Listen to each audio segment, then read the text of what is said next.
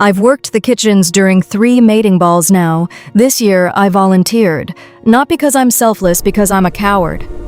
See, there's something everyone in the Silverpaw Pack knows, but never says out loud. I'm the Alpha's bastard daughter, the one his mistress abandoned on the pack house steps 22 years ago, with a note that said, "She's yours. I want nothing to do with wolf politics." The Luna raised me. Can you imagine? Raising your husband's affair baby? She did it with such grace that it made me hate myself more.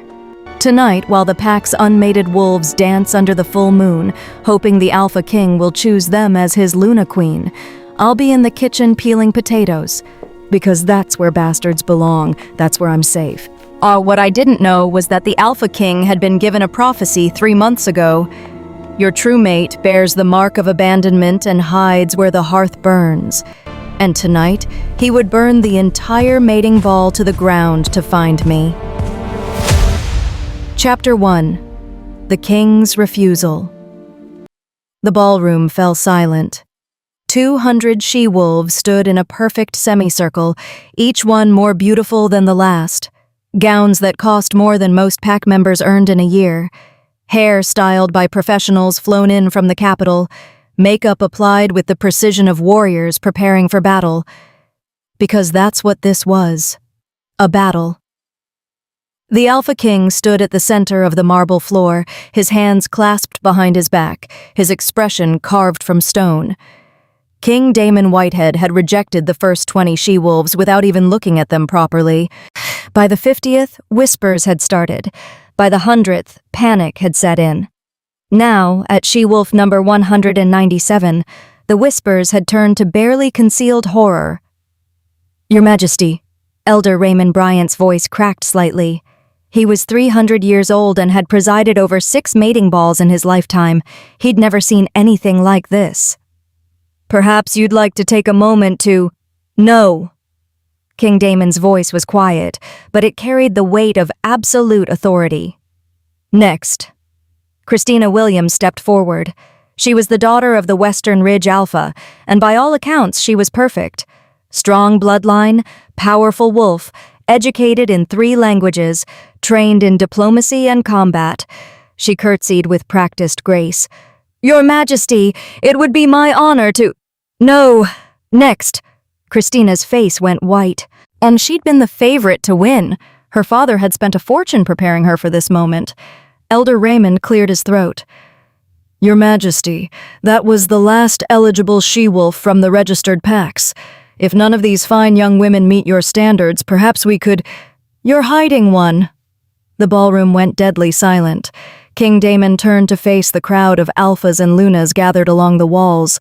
His silver eyes swept across them with the precision of a predator identifying prey. "I can smell her," he said quietly. "Rosemary and regret. She's here, in this pack house, and you've hidden her from me." Alpha Timothy Solis of the Silverpaw Pack stepped forward. He was a large man, broad-shouldered and confident, with the bearing of someone who'd never been challenged. His Luna, Pamela, stood beside him, and her expression carefully neutral. "Your Majesty," Timothy said, bowing his head respectfully, "I assure you, every eligible she-wolf from my pack is present in this ballroom. There's no one— Don't lie to your king." The temperature in the room seemed to drop 10 degrees. Several wolves actually whimpered, their wolves responding to the Alpha command in Damon's voice. "I have been searching for 3 months," Damon continued, his voice still quiet, still deadly. "I was told my true mate bears the mark of abandonment, that she hides where the hearth burns, that she smells of rosemary and regret." His eyes locked onto Timothy. "And that she believes herself unworthy." He took a step forward. Every alpha in the room tensed. "So I will ask you one more time, Alpha Solis. Where is the she-wolf you're hiding?" Timothy's jaw worked. Beside him, Luna Pamela had gone very still, her hands clasped so tightly her knuckles were white. "Your Majesty," Timothy said carefully, There is one she-wolf who is not present, but she's not hidden. She's working in the kitchen." Damon's smile was cold and sharp. where the hearth burns. How convenient. He turned to Elder Raymond. This mating ball is concluded. Every she-wolf here is dismissed with my thanks for their participation. Chaos erupted. She-wolves crying, alphas shouting protests, lunas whispering frantically. 200 carefully laid plans dissolving in seconds. Damon ignored it all. He walked toward the ballroom doors, his personal guard falling into formation around him. At the threshold, he paused and looked back at Alpha Timothy. "Bring her to me. Now." "Your Majesty, she's not prepared. She's not dressed for... I don't care if she's covered in flour and potato peelings." Damon's voice cut through the noise like a blade. "Bring me the she-wolf you've been hiding, or I will go get her myself. And Alpha Solis?" His smile didn't reach his eyes. "If I have to go get her myself, I'm going to have questions about why you thought it was acceptable to hide a potential mate from your king." Timothy paled. Hiding a she-wolf from the mating ball wasn't just rude, it was technically treason if she turned out to be the king's true mate. "Of course, Your Majesty. Right away." Damon nodded and walked out of the ballroom, leaving 200 sobbing she-wolves and their furious parents in his wake. In the hallway, his beta, Garrett Montgomery, fell into step beside him. "That went well," Garrett said dryly. I don't have time for politics." Damon's hands were clenched into fists. 43 days, Garrett. I have 43 days left to find her, make her see her own worth, and complete the bond. Or we both die." The prophecy could be wrong. The oracle has never been wrong, not in 300 years. Damon stopped walking and turned to face his oldest friend. "She's here. I can feel it. The bond is pulling me toward the kitchen like a compass pointing north. She's here, Garrett. After 3 months of searching, I finally found her. And she's hiding in the kitchen during the most important night of her life." Garrett's expression was troubled. "That doesn't sound like a she-wolf who thinks she's worthy of being Luna Queen." "No," Damon agreed quietly. "It sounds exactly like what the oracle warned me about. She believes herself unworthy. She must choose her own worth, or you will both die bound to a half-broken thing." He started walking again, following the pull in his chest that grew stronger with every step toward the kitchen. 43 days to save us both," he muttered. "And she doesn't even know I exist." Meanwhile, 3 floors below, I was elbow-deep in dishwater and completely oblivious to the chaos I'd just caused. The kitchen was always hottest during mating balls. 6 ovens running at full capacity, steam rising from massive pots of soup, the hearth fire roaring to keep the bread warm. I'd stopped noticing the heat years ago, just like I'd stopped noticing a lot of things. "Lyra, we need more wine in the ballroom," Flora Bailey called from across the kitchen. She was the head cook, a woman who'd been running these kitchens since before I was born. "Take up 3 bottles of the Silverleaf vintage." "I can't go up there," I said automatically, scrubbing harder at the pot in my hands. "I'm not dressed for—" "Girl, no one's going to be looking at you. They're all watching the king reject every eligible she-wolf in the territory." Flora's laugh was sharp. "Never seen anything like it. 200 beautiful young women, and he's said no to every single one." My hands stilled in the dishwater. "Everyone? Every single one." Flora shook her head. "Poor things are sobbing into their champagne. Their mamas are having conniptions. And the king just keeps saying next, like he's reviewing paperwork instead of potential mates." Something uncomfortable twisted in my chest. I told myself it was sympathy for those she-wolves. It definitely wasn't anything else. "Maybe he's waiting for his true mate," I offered, returning to my scrubbing. "Maybe none of them are right." "Maybe he's insane," Flora countered. "Those were the finest she-wolves in the kingdom, Lyra. If none of them were good enough, then who—" The kitchen door slammed open. Alpha Timothy stood in the doorway, and the expression on his face made my blood run cold. Behind him were Luna Pamela and 3 pack guards. Everyone in the kitchen froze. "Lyra," Timothy said, and his voice was strange, tight, almost afraid. "You need to come with me. Now." The pot slipped from my hands and crashed into the sink, sending dishwater splashing everywhere. "Sir, I don't understand. Did I do something wrong?" "The Alpha King has requested your presence," Luna Pamela said. Her voice was perfectly controlled, but I could see the tension in her shoulders, the way her hands were clasped too tightly. Immediately, the kitchen spun. The Alpha King? Requesting me? "There must be some mistake," I said, my voice coming out smaller than I intended. "I'm nobody, I'm just—" "Don't argue." Timothy's voice carried alpha command, and my body responded before my mind caught up, taking a step toward him. "We don't have time. The king is waiting." Flora was staring at me with wide eyes.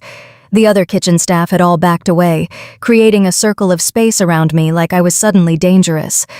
I looked down at myself. Flour-dusted apron, sleeves rolled up to my elbows, hands red and raw from dishwater, hair falling out of its bun. I smelled like rosemary from the bread I'd been making earlier, and probably like sweat from the heat of the kitchen. Yet this couldn't be happening. "I need to change," I said desperately. "I need to—" "There's no time." Pamela's voice was gentler than I'd heard in years. "Just come with us, Lyra. It's going to be all right." But the look in her eyes said she didn't believe that at all. They escorted me through the servants' hallways, away from the main pack house where guests might see me in my shameful state. I could hear crying coming from the ballroom as we passed, the sound of 200 broken dreams. We emerged into a small receiving room I'd never been allowed in before, and there, standing by the window with his back to us, was the Alpha King. I'd never seen him in person before. He was taller than I expected, broader. Power radiated from him in waves that made my knees weak. His dark hair was slightly too long, like he couldn't be bothered with regular trims. His shoulders were tense under his formal jacket. "Your Majesty," Timothy said, bowing low, "may I present—" "Leave us." The command in those two words made everyone except me move immediately toward the door. Even Alpha Timothy, and Alpha himself, obeyed without question. Luna Pamela paused at the threshold, looking back at me with an expression I couldn't read. Then she was gone, and the door clicked shut. I was alone with the Alpha King. He still hadn't turned around. "What's your name?" he asked quietly. "Lyra." My voice came out as barely a whisper. I cleared my throat and tried again. "Just Lyra, Your Majesty. I'm nobody important." He went very still. Then, slowly, he turned to face me. His eyes were silver, not gray, not light blue, silver, like moonlight made solid. But they fixed on me with an intensity that made me want to simultaneously run away and step closer. "That's one," he said softly. "One what, Your Majesty?" But he didn't answer. He just stood there, staring at me like I was a puzzle he was trying to solve, while I tried very hard not to collapse under the weight of his attention. Finally, he spoke again. "You smell like rosemary." I blinked. Yes, Your Majesty. I was making bread earlier. The kitchen—" 43 days, he interrupted, still in that quiet, measured voice. "That's how long I'm giving you." "For what, Your Majesty?" His smile was sad and a little bit broken. "To figure out that you're not nobody." Chapter 2. The Prophecy. 3 months earlier. The oracle lived in a cave at the edge of the kingdom, where the forest grew so thick that sunlight barely penetrated the canopy. Damon had ridden for 3 days to reach her, leaving his guards at the forest's edge. The oracle only spoke to those who came alone. She was waiting for him at the cave entrance. At 300 years old, Judith Hawley looked like time itself had forgotten her. Her eyes were milky white, sightless. But Damon had the uncomfortable sensation that she saw far more than he did. "Alpha King," she said, her voice like dry leaves rustling. "You've come seeking answers about your mate." It wasn't a question. "Yes." Damon dismounted, approaching her slowly. "I'm 30 years old. I've met thousands of she-wolves. None of them have triggered the mate bond. Yet the council is pressuring me to choose politically, but you want what your parents had. The oracle's lips curved into something that might have been a smile. True mate bond, the kind that transcends politics and power. Yes. Come inside. The cave was deeper than it appeared from outside. The oracle led him through winding passages lit by phosphorescent moss until they reached a chamber with a pool of perfectly still water at its center. Sit, she commanded. Damon sat on the smooth stone floor. The oracle settled across from him, her blind eyes fixed on his face. I have seen 3 visions in my lifetime, King Damon, she said. The first foretold the Great War. The second predicted your father's death. Do you know what the third vision showed me? No. You. And the she-wolf who will either save you or destroy you both. Damon's breath caught. Tell me. The oracle was quiet for a long moment. When she spoke, her voice had changed, deeper, resonant, as if something ancient was speaking through her. Your true mate bears the mark of abandonment. She hides where the hearth burns. She believes herself unworthy of love, of pack, of belonging. You will know her by 3 signs. She will smell of rosemary and regret. She will have hands that have served but never been served, and she will refuse you 3 times before she accepts. Damon leaned forward. Where is she? What pack? That is not for me to say. You must search. But hear me well, King Damon. The oracle's voice turned sharp. If you claim her before she claims herself, the bond will poison you both. She must choose her own worth, or you will both die bound to a half-broken thing. I don't understand. The mark of abandonment is not physical. It is how she carries herself in the world, like she is apologizing for existing, like she is waiting for permission to take up space, like she has been left behind by everyone who should have chosen her, so now she hides before they can leave her again. The words settled into Damon's chest like stones. He'd met wolves like that, broken by their packs, by their families.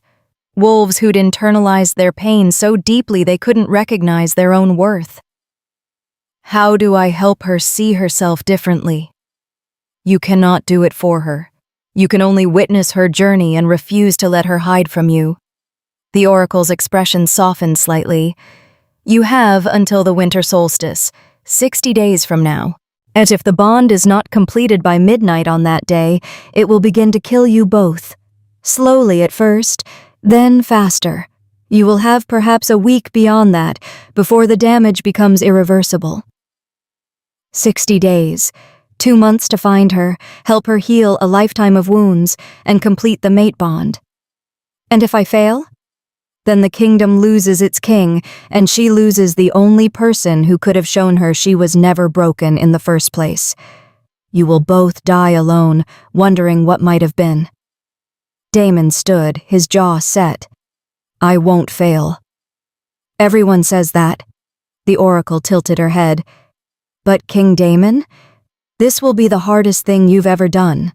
Watching someone you love destroy themselves with self-hatred while being unable to simply tell them the truth. That is a special kind of torture. Why can't I just tell her about the prophecy? Because if she accepts you to fulfill a prophecy, rather than because she believes she deserves to be chosen, the bond will be built on obligation, not truth. And obligation cannot sustain a mate bond. It will fracture, and the fracture will kill you both. Damon nodded slowly. Rosemary and regret. Hands that serve. Hides where the hearth burns. 3 refusals before acceptance. And the mark of abandonment, the oracle added. That is the most important sign.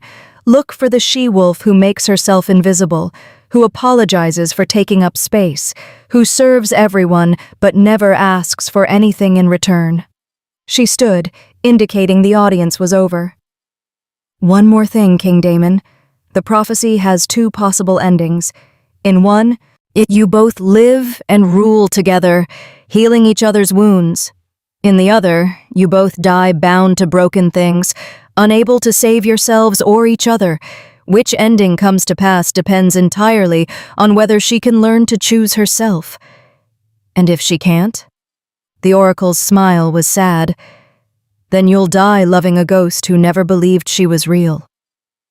Damon had left the cave with more questions than answers, but he had his signs: rosemary and regret, hands that serve, hearth.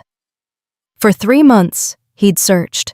He'd visited every pack in the kingdom, walking through their territories, attending their gatherings, searching for that scent, for those signs. And every night, as he lay alone in whatever guest quarters his hosts had provided, he'd counted down the days. 60 days became 40, 40 became 20, 20 became 10. And still, nothing. The council had started making noise about political matches, about the kingdom needing stability, about how a king without a Luna was vulnerable. Garrett had suggested he choose someone practical, someone strong.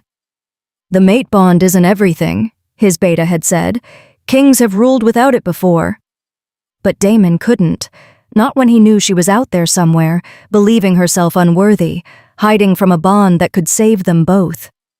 7 days ago, with 53 days left on the prophecy's countdown, he'd received an invitation to the Silver Paw Pack's mating ball. He'd almost declined. He'd already visited Silverpaw twice in his searches, walked through their territory, met with Alpha Timothy Solus. Nothing.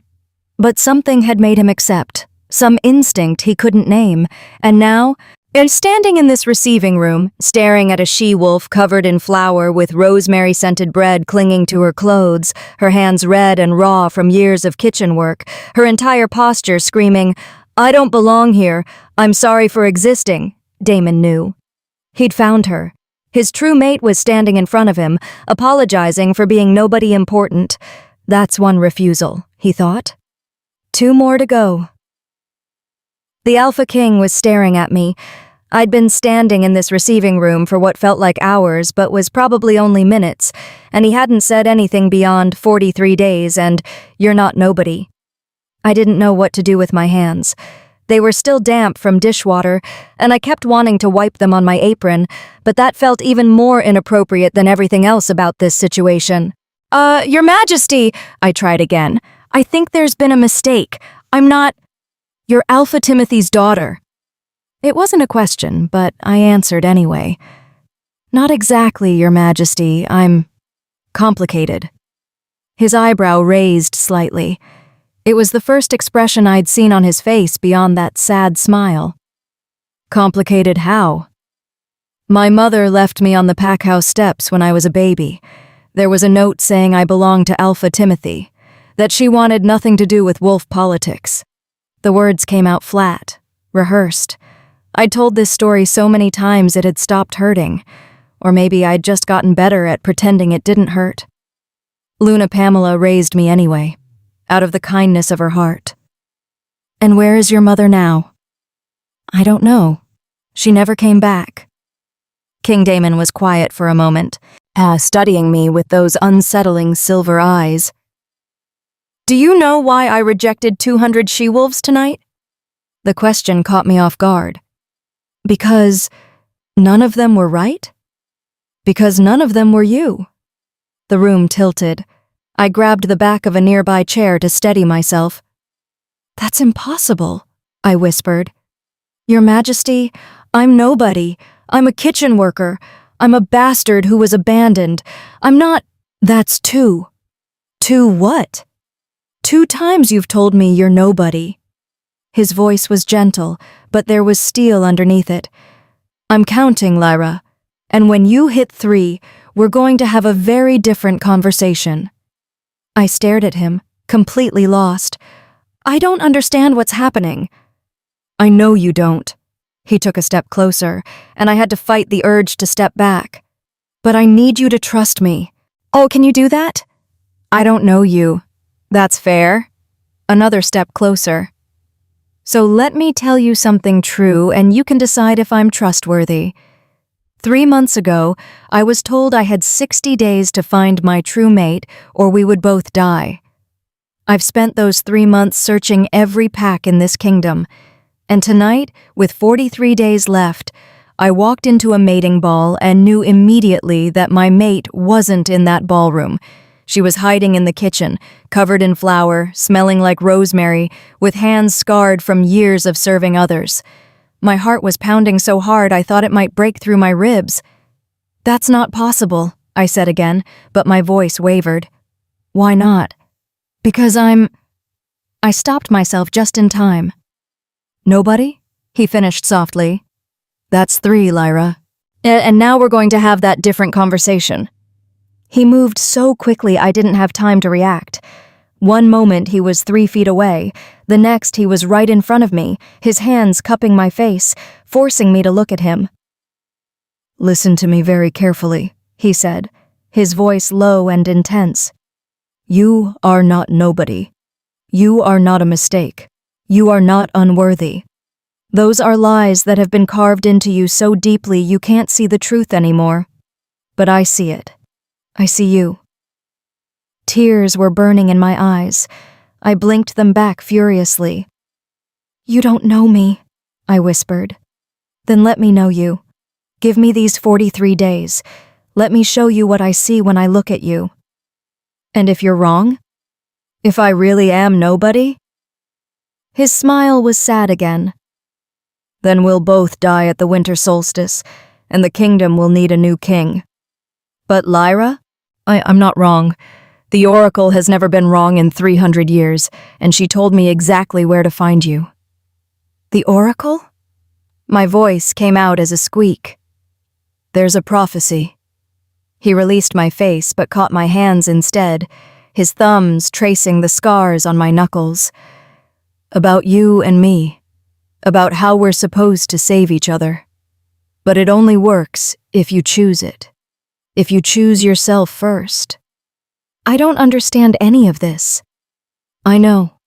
And I can't explain it all right now because there are rules about what I can and can't tell you. But I need you to make a choice." His silver eyes held mine. "Will you stay here at the pack house and let me court you properly? Let me show you who you really are." Court me. The Alpha King wanted to court me. This had to be a dream. Or a nightmare. I couldn't tell which. "What about Alpha Timothy? A Luna Pamela, the pack? What about them? They won't approve. I'm not. If you say nobody one more time, I'm going to do something wildly inappropriate," he warned. "Like what?" "Like kiss you in front of your entire pack to prove a point." My face went hot. "You wouldn't." "Try me." We stared at each other. His hands were still holding mine, warm and steady. I could feel calluses on his palms, a warrior's hands, not soft, noble hands. It was oddly comforting. 43 days, I said slowly. "And then what?" "And then either we complete the mate bond, or we both die. Those are the only 2 options." "That's insane." "Yes," he agreed. "But it's also true. So what do you say, Lyra? Will you give me 43 days to prove you're not nobody?" I should say no. Should run back to the kitchen where it was safe, where I knew my place. Where I didn't have to face impossible things like Alpha Kings and prophecies and the terrifying possibility that maybe, just maybe, I wasn't broken after all. But when I opened my mouth, what came out was, "Okay."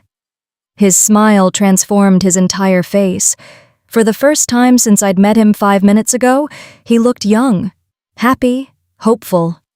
"Okay," he repeated. "Good, that's good." He squeezed my hands once and released them. "Now we need to establish some ground rules." "Rules?" "I can't tell you everything about the prophecy. Some things you have to figure out yourself or it won't work. But I can court you. I can spend time with you. I can show you what I see when I look at you. And you," he paused, "you have to promise me you won't hide. No running back to the kitchen every time this gets hard. No making yourself invisible. Can you promise me that?" Could I? Every instinct I had screamed at me to hide, to apologize, to get out of the way before someone realized I didn't belong. But something else, something small and stubborn that I'd thought was dead years ago, whispered, "What if he's right?" "I'll try," I said. "That's all I'm asking."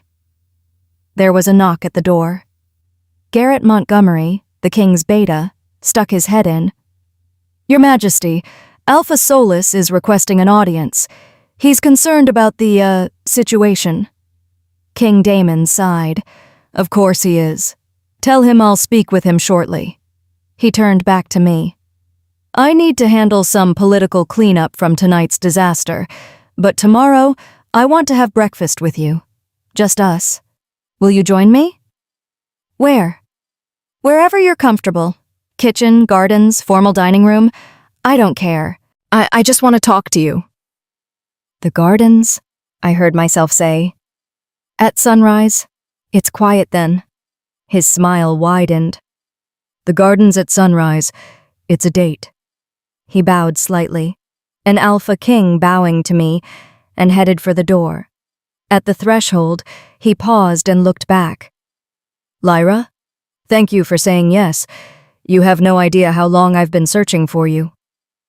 Then he was gone, leaving me standing alone in the receiving room, my flower-dusted apron a stark reminder of where I belonged versus where I apparently was now. I sank into the chair I'd been gripping for support. The Alpha King thought I was his true mate. There was a prophecy. We had 43 days, or we both died. And I'd just agreed to let him court me. I was either the luckiest she-wolf in the kingdom or the most delusional. Tomorrow's breakfast would probably tell me which. Chapter 3. 37 Days. I didn't sleep. How could I? Every time I closed my eyes, I saw silver eyes staring at me like I was something precious instead of something discarded. Every time I started to drift off, my brain reminded me that the Alpha King, had told 200 beautiful she-wolves no, and then demanded to see me. Me. Lyra. Nobody. That's 3. His voice echoed in my memory. I gave up on sleep around 4 in the morning and started getting ready for breakfast. Then I stood in front of my tiny closet and realized I had absolutely nothing appropriate to wear to meet a king. My clothes were practical, durable, made for kitchen work and staying out of sight. I had exactly one nice dress, and it was 5 years old and had a stain on the hem that never quite came out. As I was still staring at my pathetic wardrobe when someone knocked softly on my door. "Lyra?" Luna Pamela's voice. "May I come in?" I opened the door, expecting, I didn't know what. Anger? Disappointment? Instead, Pamela stood in the hallway holding a dress bag and a small wooden box, her expression carefully neutral. "I thought you might need something to wear," she said quietly. The dress she pulled out was beautiful, simple, elegant, a soft cream color that would make my skin look less pale. Not too formal, but definitely nicer than anything I'd ever owned. "I can't accept this," I said automatically. Pamela's lips thinned. "Lyra, the Alpha King has declared his intention to court you.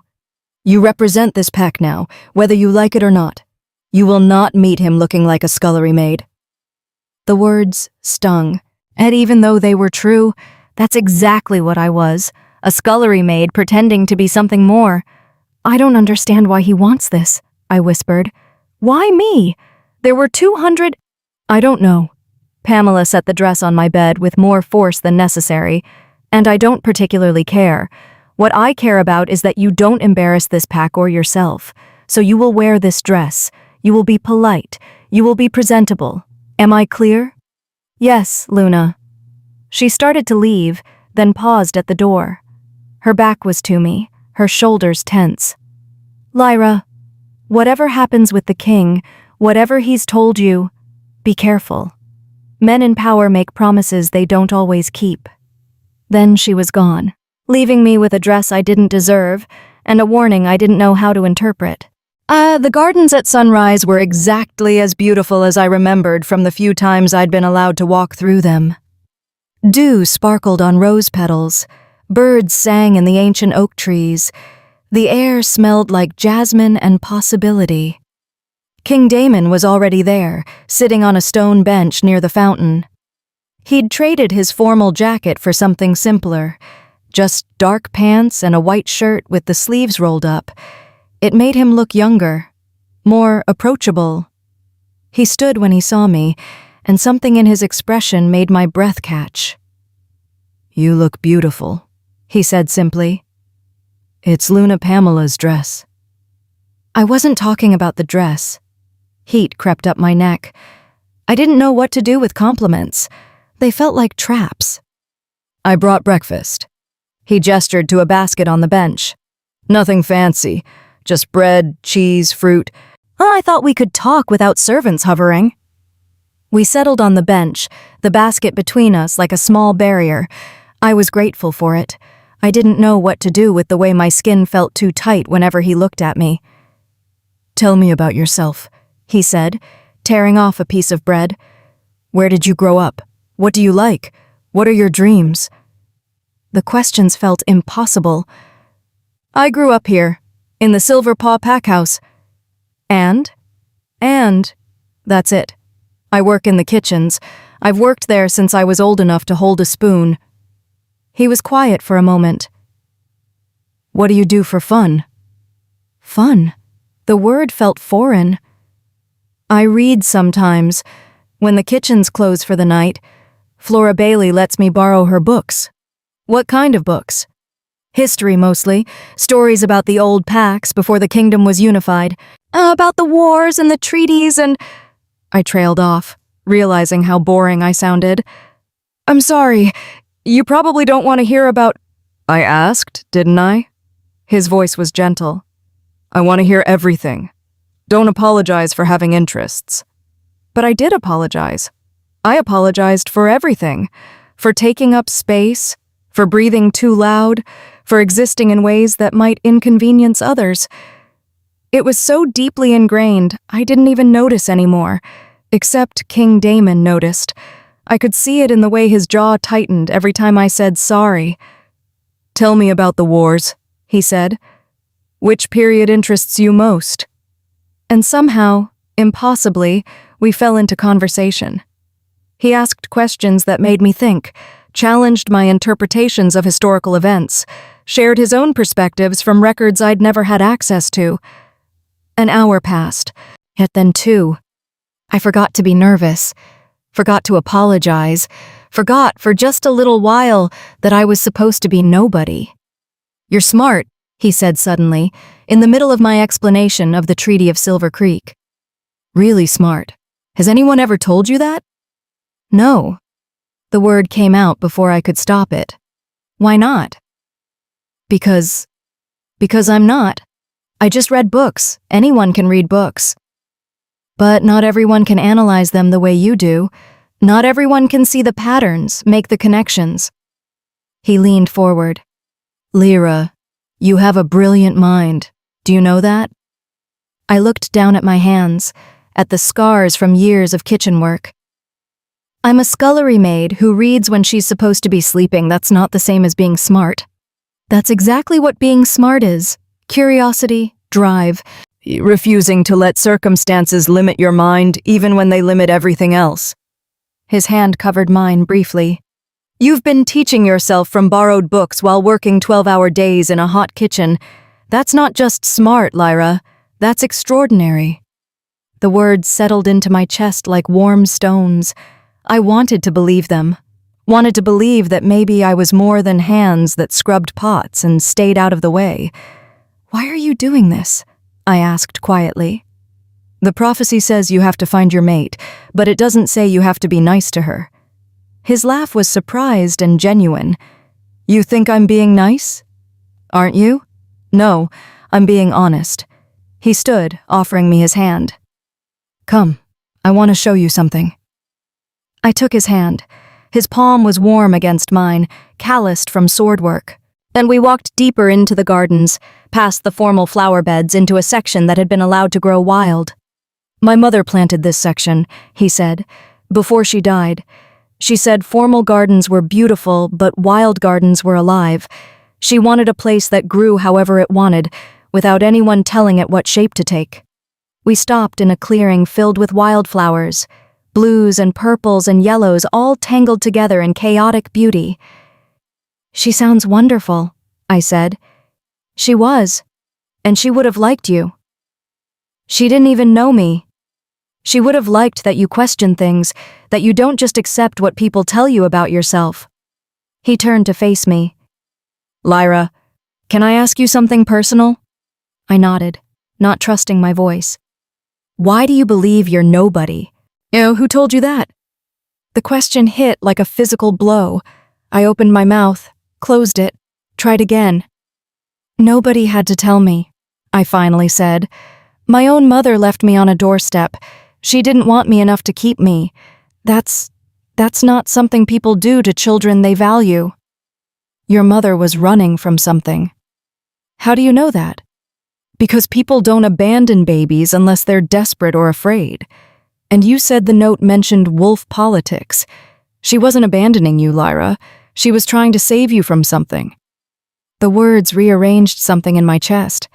I'd never thought about it that way, never considered that maybe my mother left me because she loved me, not because she didn't.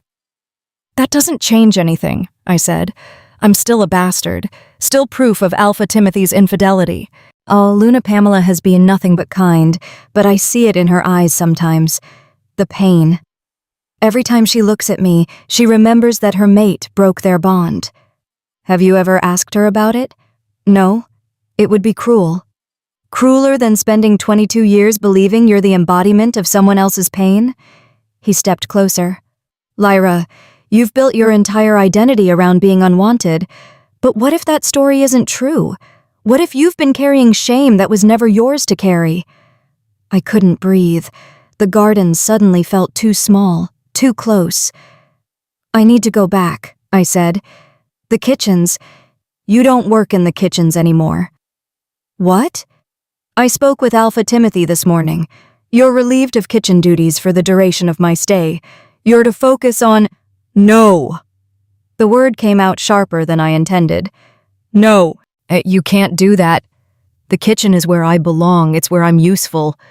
If you take that away, you'll have to find other ways to be useful." He caught my hands when I tried to turn away. "Lyra, you're more than your usefulness. You're more than what you can provide others. You're allowed to just be."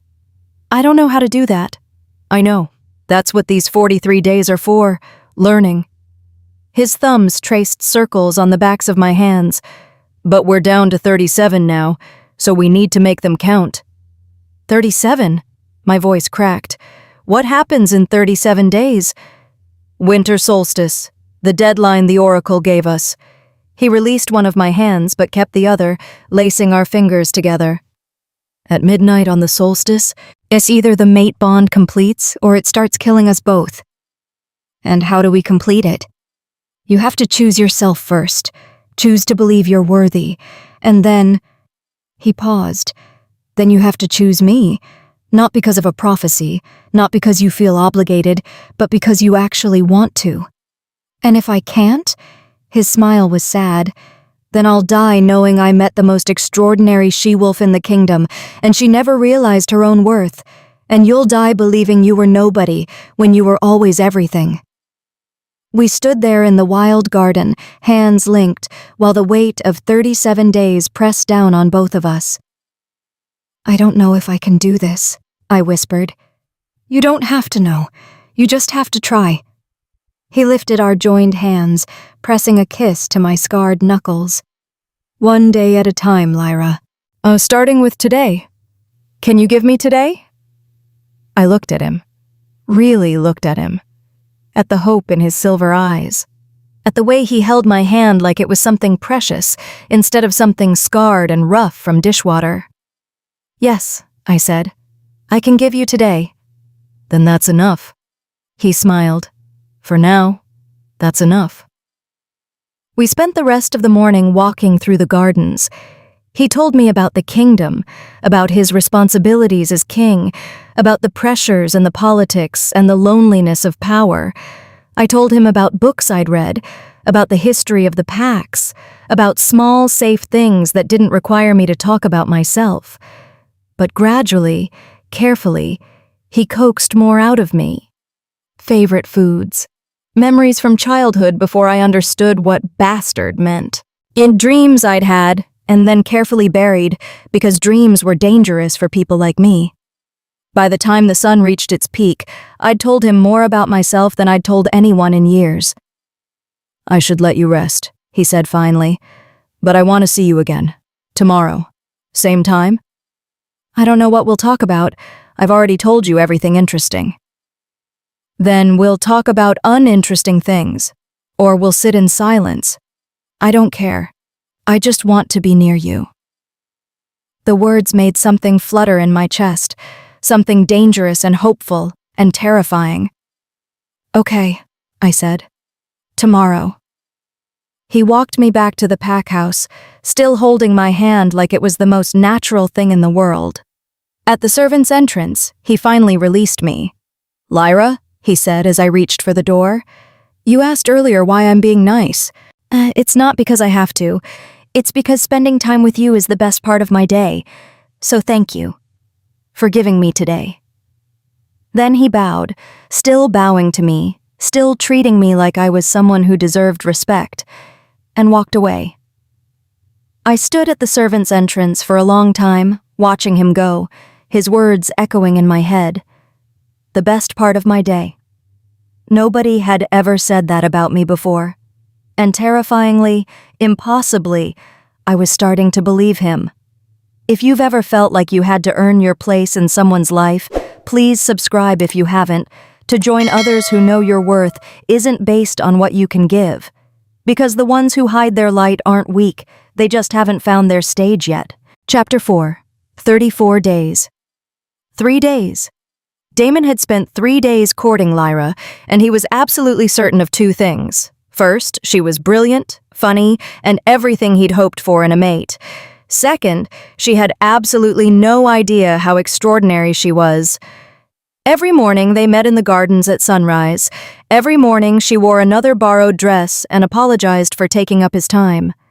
Every morning he watched her slowly unfold like a flower that had been kept in darkness too long. But they were running out of time. 34 days left. The mate bond should have started forming by now, at least the preliminary stages.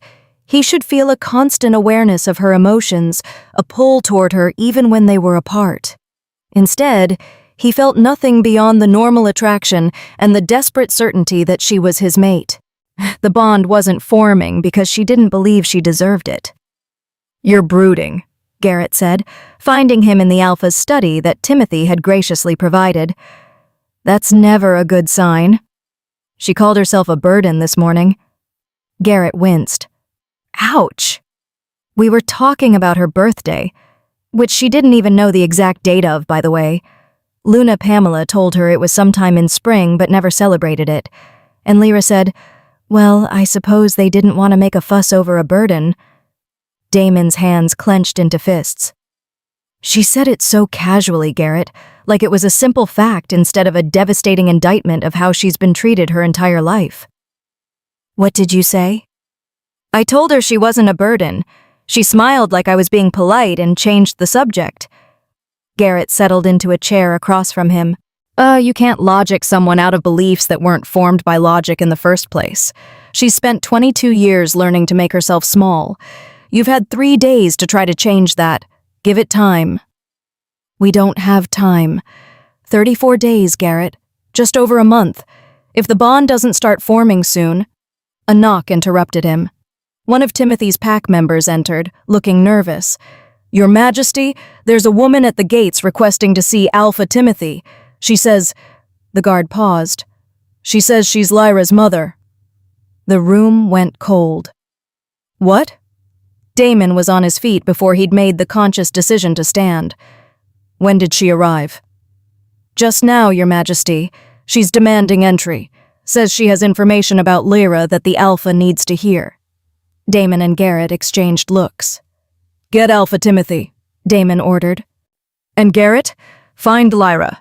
Keep her away from the gates until we know what's happening." I was in the library, a room I'd never been allowed to use before, but King Damon had gotten permission from Alpha Timothy for me to access it. I'd spent the last hour reading everything I could find about mate bonds, trying to understand what was happening to me. The books described it as instant recognition, a pull so strong it was undeniable, the sense of your soul finding its other half. I felt something when I was near King Damon. My heart raced, my skin felt too tight. I thought about him constantly, but was that a mate bond? Or was it just normal attraction to someone impossibly handsome and kind who, for reasons I couldn't fathom, seemed to actually like spending time with me? Lyra. I looked up to find Garrett Montgomery in the doorway. The King's beta looked tense. Yes? The King wants you to stay in the pack house for a while. Don't go outside. Why? What's wrong? Garrett hesitated. There's a situation. Nothing for you to worry about. Just stay inside, okay? But the way he said it made worry bloom in my chest anyway. I set down my book and followed him into the hallway, ignoring his protests. We could hear raised voices coming from Alpha Timothy's office. My daughter! And I have a right to see her! A woman's voice. Unfamiliar, but somehow achingly familiar at the same time. You gave up that right 22 years ago when you left her on my doorstep. Alpha Timothy's voice was cold in a way I'd never heard before. You don't get to walk back in now and make demands. I'm not making demands. I'm offering information. About what? King Damon's voice now. Hard, dangerous. About who Lyra really is. About why I left her. About the people who are looking for her. My blood went cold. Before Garrett could stop me, I pushed open the office door. 3 pairs of eyes turned toward me. Alpha Timothy looked furious. King Damon looked worried. And the woman? She was beautiful. That was my first thought. Beautiful in a way that made my chest ache because I saw pieces of myself in her face. The same dark hair, the same gray eyes, the same small scar above the left eyebrow that I'd always wondered about. Lyra, she breathed. Don't. I didn't recognize my own voice. It came out cold, flat. You don't get to say my name like that, like you know me, like you have any right. I know this is a shock. A shock? Something inside me cracked open. 22 years of buried hurt came pouring out. You left me on a doorstep. You walked away and never came back. And now you show up here what? Because the Alpha King is courting me? Because suddenly I'm worth something? That's not why I'm here. Then why? The woman, my mother, though I refused to think of her that way, looked at Alpha Timothy. May I speak with her? Alone? Absolutely not, King Damon said before Timothy could answer. Anything you have to say can be said in front of all of us. My mother's jaw tightened. Fine. Lyra, I left you here to protect you. Someone paid me to disappear with you, offered me enough money to start a new life far from pack politics. But I knew if I took you and ran, they'd hunt us both. So I left you somewhere safe, somewhere they'd never think to look. Who paid you? I asked. And why? I don't know who. Or the money came through intermediaries. But I know why. Because of your bloodline. Because of who your father really is. Alpha Timothy made a strangled sound. I am her father. No. My mother's voice was gentle but firm. You were my cover story, the Alpha who'd taken me as a mistress, who'd had an affair. I let everyone believe it because it kept Lyra safe. But Timothy, you never touched me. We both know that. The room went absolutely silent. Then who? I couldn't finish the sentence. My mother looked at me with something like pity. Your father was a warrior from the Northern Ridge Pack, a good man who I loved very much. And he died 3 months before you were born, killed by wolves who wanted to eliminate his bloodline. Why would anyone want to eliminate his bloodline? Because he was a direct descendant of the first Alpha, the original pack leader before the kingdom fractured, and that makes you— Stop! King Damon's voice cut through like a blade. This is too convenient. You show up now after 22 years with a story about royal bloodlines and assassination plots, right when Lyra is being courted by the Alpha King? I know how it sounds, my mother said, but 3 days ago I received another message from the same people who paid me the first time. They know where Lyra is. They know the Alpha King is here, and they're offering me triple what they paid before if I bring her to them. And you came here to warn us? I heard the skepticism in King Damon's voice. I came here to warn her, because I made a mistake 22 years ago. I took the money and ran instead of fighting for my daughter. I've lived with that shame every day since. My mother's eyes met mine. I'm not asking for forgiveness, Lyra. I don't deserve it. But I won't make the same mistake twice. They're coming for you, and you need to be ready. My legs gave out. I grabbed the edge of Timothy's desk to keep from falling. This is insane, I whispered. I'm nobody, I'm just— You're the last living descendant of the first Alpha, my mother interrupted, which means you have a legitimate claim to challenge the current power structure, to unite the fractured packs under original bloodline authority. Do you understand? You're not nobody, Lyra. You're potentially the most dangerous she-wolf in the kingdom. I looked at King Damon. He'd gone very still, his expression unreadable. Did you know? I asked him. Is that why you really want me? Because of some bloodline? No. The word was immediate and fierce. I knew you were my mate because of the Oracle's prophecy. I don't give a damn about your bloodline. But you're the king. If I'm a threat to your power, you're not a threat. You're my mate. He crossed to me, taking my shoulders gently. Lyra, look at me. I don't care if you're descended from the first Alpha or from a line of rogues. I care about you. Just you. I wanted to believe him, but the timing was too perfect, too suspicious. I need air, I said, pulling away from him. I need to think. Lyra, please. I looked at all of them. King Damon, Alpha Timothy, Garrett, my mother. I just need a minute. Alone. I fled before anyone could stop me. I didn't go far. Just to the servants' stairwell, the narrow space I'd spent years using to stay out of sight. I sat on the cold stone steps and tried to process what I'd just learned. I wasn't Timothy's daughter. My real father was dead. I was descended from the first Alpha, which apparently made me important and dangerous and wanted by people who'd killed my father. And my mother, the woman who'd abandoned me, had been paid to do it, paid to disappear, paid again to bring me back to whoever wanted me dead. Everything I thought I knew was a lie. The door above me opened. I looked up, expecting King Damon or maybe Flora. Instead, Luna Pamela stood there, her expression softer than I'd ever seen it.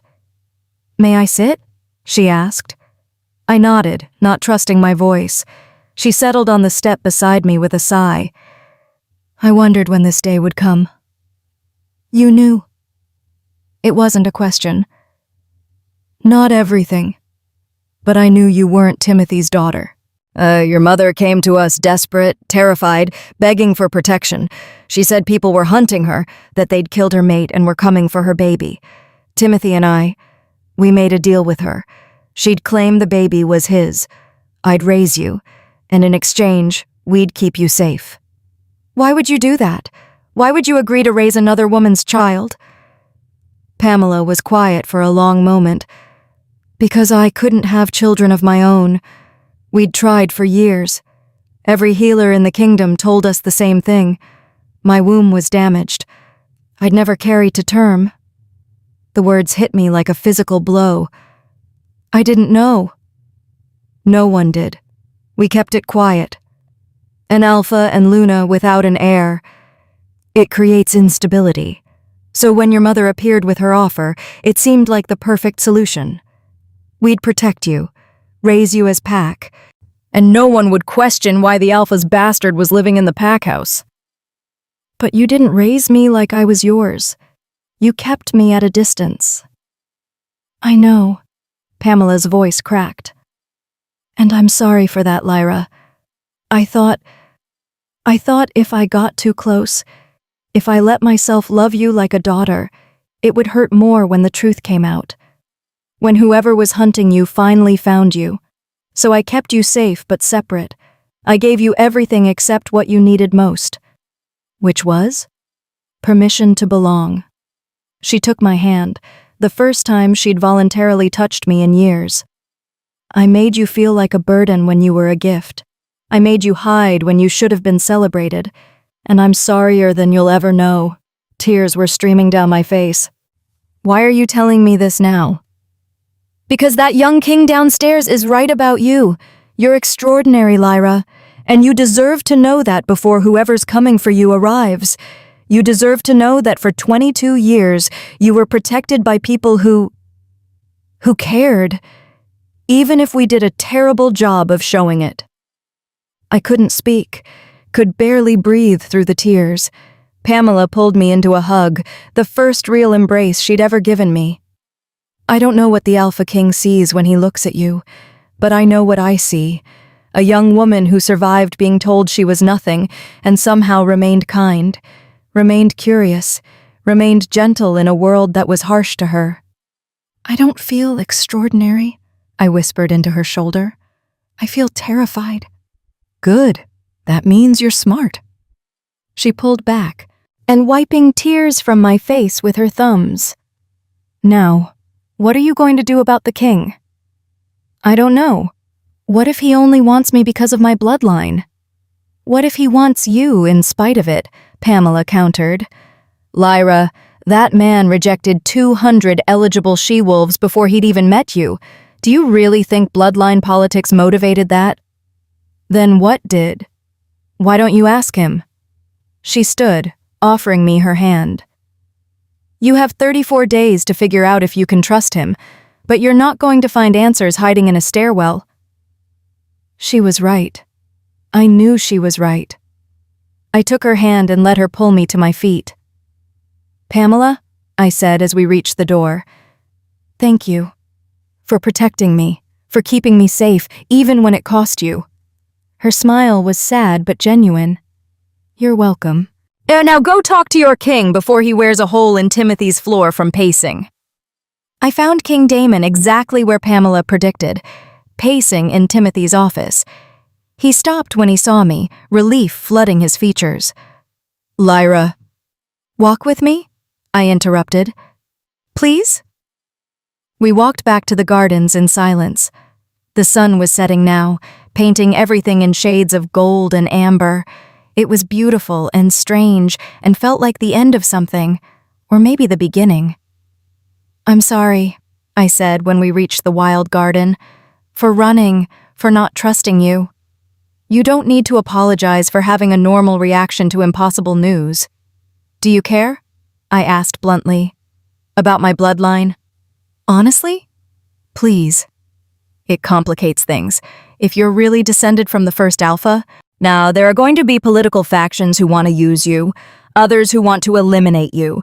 The kingdom has been stable under my family's rule for 3 generations, and some won't like the idea of a competing claim to authority. He stepped closer. But Lyra, I would give up the crown tomorrow if it meant I could have you, because you're my mate, because in 34 days, if we don't complete the bond, we both die, and I would rather die than spend the rest of my life wondering what we could have been. That's dramatic. It's true. We stood there as the sun set, 2 people caught in prophecy and politics and impossible choices. My mother is downstairs, I said quietly, waiting to see if I'll talk to her. What should I do? What do you want to do? I want to hate her for leaving me, but I also want answers. And maybe... I paused. Maybe I want to know if she ever regretted it. Then talk to her. Ask your questions. Get your answers. He took my hand. But Lyra? Whatever you learn, whatever she tells you, it doesn't change who you are. You're not defined by your bloodline or your mother's choices. You're defined by you, by the person you chose to become despite everything. And who is that? His smile was soft. That's what these 34 days are for, figuring it out together. Chapter 5. 28 Days. I met with my mother the next morning in a small sitting room that Luna Pamela had arranged. Neutral territory, private enough for difficult conversations. Her name was Vicky Gutierrez. She told me this like it was information I should have always known, and maybe I should have. Maybe I should have spent the last 22 years knowing my own mother's name. "You look like him," she said softly, her hands wrapped around a cup of tea she hadn't touched. "Your father. You have his eyes, his stubbornness. Tell me about him." So she did. His name had been Leo Chambers, a warrior from the Northern Ridge Pack, descended from a bloodline that traced directly back to the first Alpha. He'd been kind, fierce, protective. He'd loved her despite the danger it put them both in. There are wolves who believe the kingdom should never have been unified under a single royal family, Vicky explained. They believe the original pack structure, multiple alphas, equal power, was better, stronger, and they see anyone descended from the first alpha as a potential rallying point for that old way of life. So they killed him. They made it look like a border dispute, a rogue attack. But I knew. I was pregnant with you, and I knew if they found out Leo had a child, they'd come for us both. Her voice cracked. I ran. I changed my name. I hid. But they found me anyway when you were 3 months old. That's when they offered me the money. Disappear completely, take the baby far away, and they'd let us live. But you didn't take me with you. I couldn't. Tears streamed down her face. Lyra, I wanted to. But they were watching. If I'd run with you, they would have tracked us both. So I made a deal with Alpha Timothy and Luna Pamela. Left you somewhere they'd never think to look, hidden in plain sight as an Alpha's bastard. The shame of it meant no one would look too closely at you. No one would question your bloodline. The logic was cold, brutal, and probably saved my life. Why come back now? Because they know. Vicky's hands shook. 3 days ago, someone contacted me, said they knew about you, knew about the Alpha King courting you, knew that if you completed a mate bond with the king, you'd have the power and protection to be dangerous. So they offered me money to bring you to them before that could happen. And you came here to warn me instead. I came here because I've spent 22 years living with my choice. 22 years wondering if you were safe, if you were happy, if you hated me. She looked up, meeting my eyes. And when I heard the Alpha King was courting you, I thought maybe you'd finally found someone who could protect you better than I ever could. So yes, I came to warn you, because I won't lose you twice. I didn't know what to feel. Anger? Gratitude? Some twisted combination of both? Do you know who they are? I asked. The ones hunting me? I have suspicions. There's a faction called the Silver Circle. Wolves who believe in the old pack structure. They've been working in secret for generations, slowly building power. If they can eliminate you before you become queen, before you have royal protection, they can prevent any challenge to the current order. I don't want to challenge anything, I just want to... I stopped. What did I want? A week ago, I would have said I wanted to work in the kitchens in peace, to stay invisible, to survive. But now I'd spent mornings in gardens with a king who looked at me like I mattered. Now I'd learned I was descended from the first Alpha. Now I had 28 days to decide if I was brave enough to choose myself. I need to think, I told Vicky, about all of this, about you, about what happens next. I understand. She stood, setting down her untouched tea. Lyra?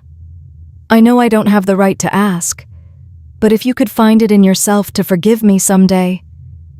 I don't know if I can, I said honestly, but I'm glad you told me the truth. It wasn't forgiveness, but it was a start. King Damon was waiting outside the sitting room when I emerged. But he took one look at my face and pulled me into his arms without a word. I let myself lean into him, let myself accept comfort instead of immediately apologizing for needing it. How did it go? He asked quietly. She loved my father. She was trying to protect me.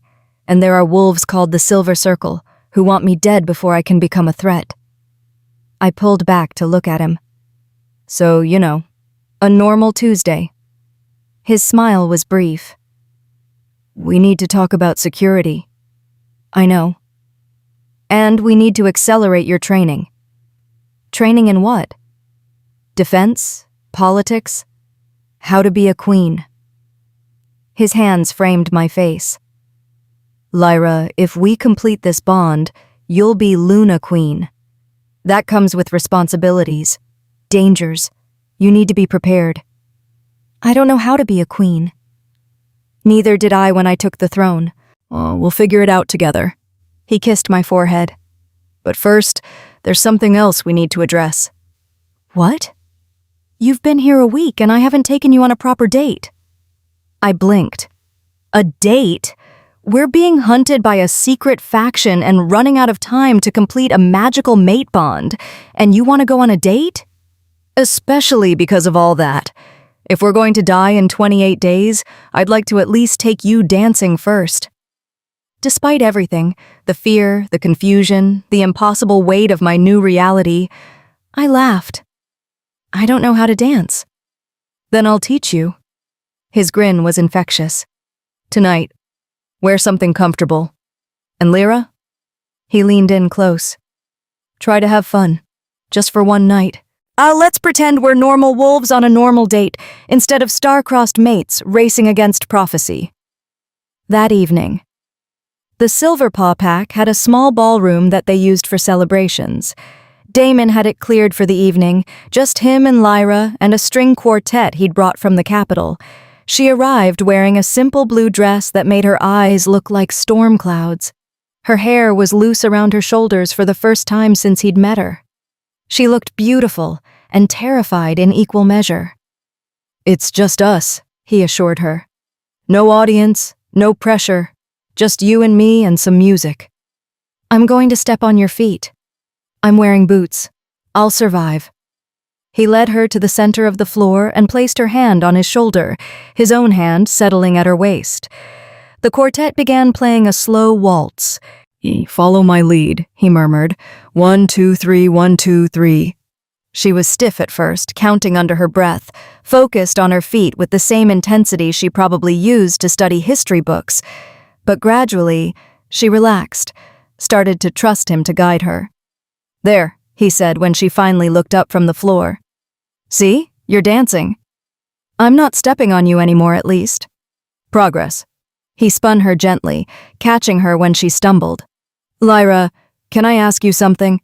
Of course. What's your favorite memory? From before all this chaos started. She was quiet for a moment, swaying with him to the music. There was a day when I was 8. Luna Pamela had gone to visit another pack, and Alpha Timothy was handling pack business. Flora Bailey let me help make bread. Not just prepare ingredients, but actually make it. Knead the dough, shape the loaves, put them in the oven. Her expression softened with the memory. When they came out, she let me eat one whole loaf by myself, still warm with butter. I sat in the kitchen and ate until my stomach hurt, and Flora just laughed. She told me I looked like a chipmunk storing food for winter. Lyra smiled. It was the first time I felt like maybe I belonged somewhere, even if it was just the kitchen, even if it was just for an afternoon. Damon's chest ached. Her favorite memory was being allowed to eat bread without permission, being allowed to exist without apologizing. What about you? She asked. What's your favorite memory? My mother used to sneak me out of the palace, he said.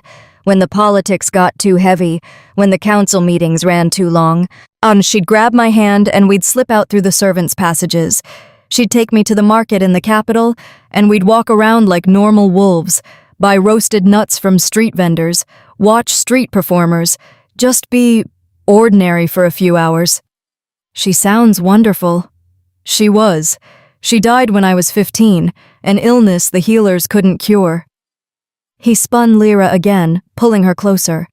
She told me before she died that being king meant carrying the weight of everyone's expectations, but that I should never let that weight crush who I really was underneath it all.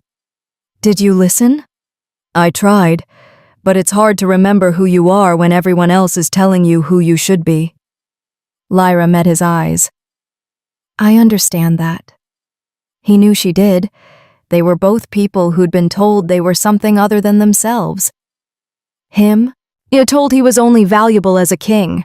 Her, told she was only valuable when she served others. What if we made a deal, he suggested. For these 28 days, we help each other remember who we really are. Not the king, not the bastard, just Damon and Lyra. I don't know who Lyra is without all the rest. Then let's find out together. They danced until the quartet needed rest, until Lyra's feet ached and Damon's formal jacket felt too stifling. They sat on the ballroom floor, sharing wine and talking about everything and nothing. Tell me something you've never told anyone, Lyra said, her cheeks flushed from wine and dancing. I hate being king sometimes, Damon admitted. Not the responsibility, but the loneliness. Knowing that most people only see the crown, not the person wearing it. Is that why you searched for a true mate instead of just choosing politically? Yes, I wanted someone who would see me, actually see me, flaws and all, and choose me anyway. Not the crown, not the power, just me. He looked at her. Your turn. Tell me something you've never told anyone. She was quiet for so long he thought she wouldn't answer. Then, sometimes I'm angry, not sad, not resigned, just furious that I spent my whole life making myself small to make other people comfortable, and then I feel guilty for being angry because at least I had food and shelter and safety. So many wolves have it worse. Your pain doesn't become invalid just because someone else's is different. I know. Intellectually, I know that, but knowing something and feeling it are different things. Yes, he agreed. They are. They sat in comfortable silence, shoulders touching, watching moonlight stream through the ballroom windows. Damon? Her voice was soft. Thank you for tonight, for reminding me that I can be something other than afraid. He took her hand, lacing their fingers together. Lyra, you were never just afraid. You were always brave. You just didn't recognize it because you thought bravery had to look like fighting instead of surviving. Is surviving really brave? Surviving while remaining kind? While staying curious and gentle in a world that tried to make you hard? That's the bravest thing I've ever seen. She leaned her head on his shoulder, and Damon felt something shift in his chest, not quite the mate bond forming that still required her to choose herself first, but something. A connection, a possibility. At 28 days. They had 28 days to turn possibility into reality. He was starting to believe they might actually make it. Late that night, I couldn't sleep. Again. But this time, it wasn't fear keeping me awake. It was the memory of dancing. Of Damon's hand at my waist, his patient voice counting steps, the way he looked at me like I was something precious. I got out of bed and walked to the window. My room overlooked the gardens where we'd spent so many mornings talking. In the moonlight, I could see the wild section his mother had planted. Beautiful chaos, growing however it wanted without anyone telling it what shape to take. A knock on my door startled me. Lyra? Flora Bailey's voice. You awake, girl? I opened the door to find the old cook holding a tray with tea and cookies. Thought you might be up, she said, and pushing past me into the room. You've been dancing on air all evening. Hard to sleep with your head in the clouds. I took the tea gratefully. Is it that obvious? You smiled at 3 different pack members today without apologizing first. That's practically revolutionary for you. Flora settled into the chair by the window. The king's good for you, making you remember you're allowed to be happy. I'm terrified, I admitted. What if I mess this up? What if I can't be what he needs? What if you already are? Flora countered. Girl, that man rejected 200 eligible she-wolves. You think he'd do that for someone who wasn't exactly what he needs? But I don't know how to be a queen. You don't have to know everything today. You just have to keep showing up, keep trying. So keep letting yourself believe you might actually deserve good things. She made it sound so simple. Just believe, Just choose. Just accept that maybe I wasn't broken after all. Flora, can I ask you something? Always. Do you think my mother did the right thing, leaving me here? Flora was quiet for a long moment. I think she did the only thing she could think to do. Was it right? I don't know. But it kept you alive. And now you're here, being courted by a king, discovering you're stronger than you ever knew. So maybe it wasn't wrong, even if it hurt. I don't know if I can forgive her.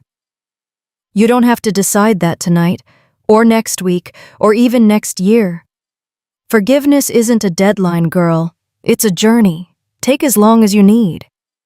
We sat together in comfortable silence, drinking tea and eating cookies while the moon climbed higher. 28 days, I said finally. That's all the time we have left. Then don't waste it being afraid. Take the time you've got and fill it with moments worth remembering. Flora stood, collecting the empty tray. Now get some sleep. The king's going to want to see you at sunrise, and you'll need your energy to keep up with him. She was right. I had 28 days to figure out who Lyra was when she wasn't apologizing for existing. 28 days to decide if I was brave enough to choose myself. 28 days to save both our lives. I fell asleep thinking about dancing, about Damon's patient hands teaching me steps, about the way he looked at me like I was already everything, even when I felt like nothing. And for the first time in my life, I let myself imagine a future where I might actually believe him. Chapter 6. 25 days. The attack came 3 days later, in broad daylight. I was walking through the market with King Damon, our first public outing together. He'd insisted, despite Garrett's protests, that I needed to see the territory beyond the pack house, needed to interact with pack members as something other than invisible kitchen staff. The Silverpaw market was modest, but vibrant. Vendors selling fresh produce, handmade crafts, medicinal herbs. Pack members going about their daily business, most of them stopping to stare when they saw their alpha king walking hand in hand with the bastard girl from the kitchens. I tried to ignore the whispers, the stares. Damon had insisted I wear a dress that marked me as someone important, deep purple silk that Luna Pamela had provided. My hair was arranged in a style that actually looked intentional rather than hastily pinned. I felt like a fraud. Breathe, Damon murmured, squeezing my hand. You're allowed to be here. They're all staring. Let them. You're going to be their Luna Queen. They should start getting used to seeing you. We stopped at a vendor selling honey. An elderly she-wolf named Bessie Vaughn, who'd always been kind to me on my rare trips to market for kitchen supplies. Lyra? She blinked in surprise. Is that you, girl? Hello, Bessie. You look different. Her eyes traveled to my joined hands with Damon. Oh my. The rumors are true then? What rumors? I asked, though I could guess. That the Alpha King chose you, over all those fancy she-wolves at the mating ball. Bessie's smile was warm. Good for you, dear. And about time someone saw what we've known all along. What's that? That you've got more worth in your little finger than most of those preening females have in their whole bodies. She packaged up a jar of honey, pressing it into my hands. This is on the house. Consider it a courting gift. I tried to pay. She refused. We were still arguing about it when I felt it, a shift in the air, a prickling awareness that something was wrong. Damon felt it too. His entire body went tense, his hand tightening on mine. Garrett, he said quietly, though his beta was 20 feet away. The single word carried enough command that Garrett immediately moved closer, scanning the crowd. Your Majesty? West side, by the leather vendor. 2 wolves, wrong scent. I followed his gaze and saw them. 2 males, nondescript, blending into the crowd. But their eyes were locked on me with predatory focus. Get her back to the pack house, Damon ordered. Now! What about you? I'm going to have a conversation with our friends over there about why they're watching my mate like she's prey.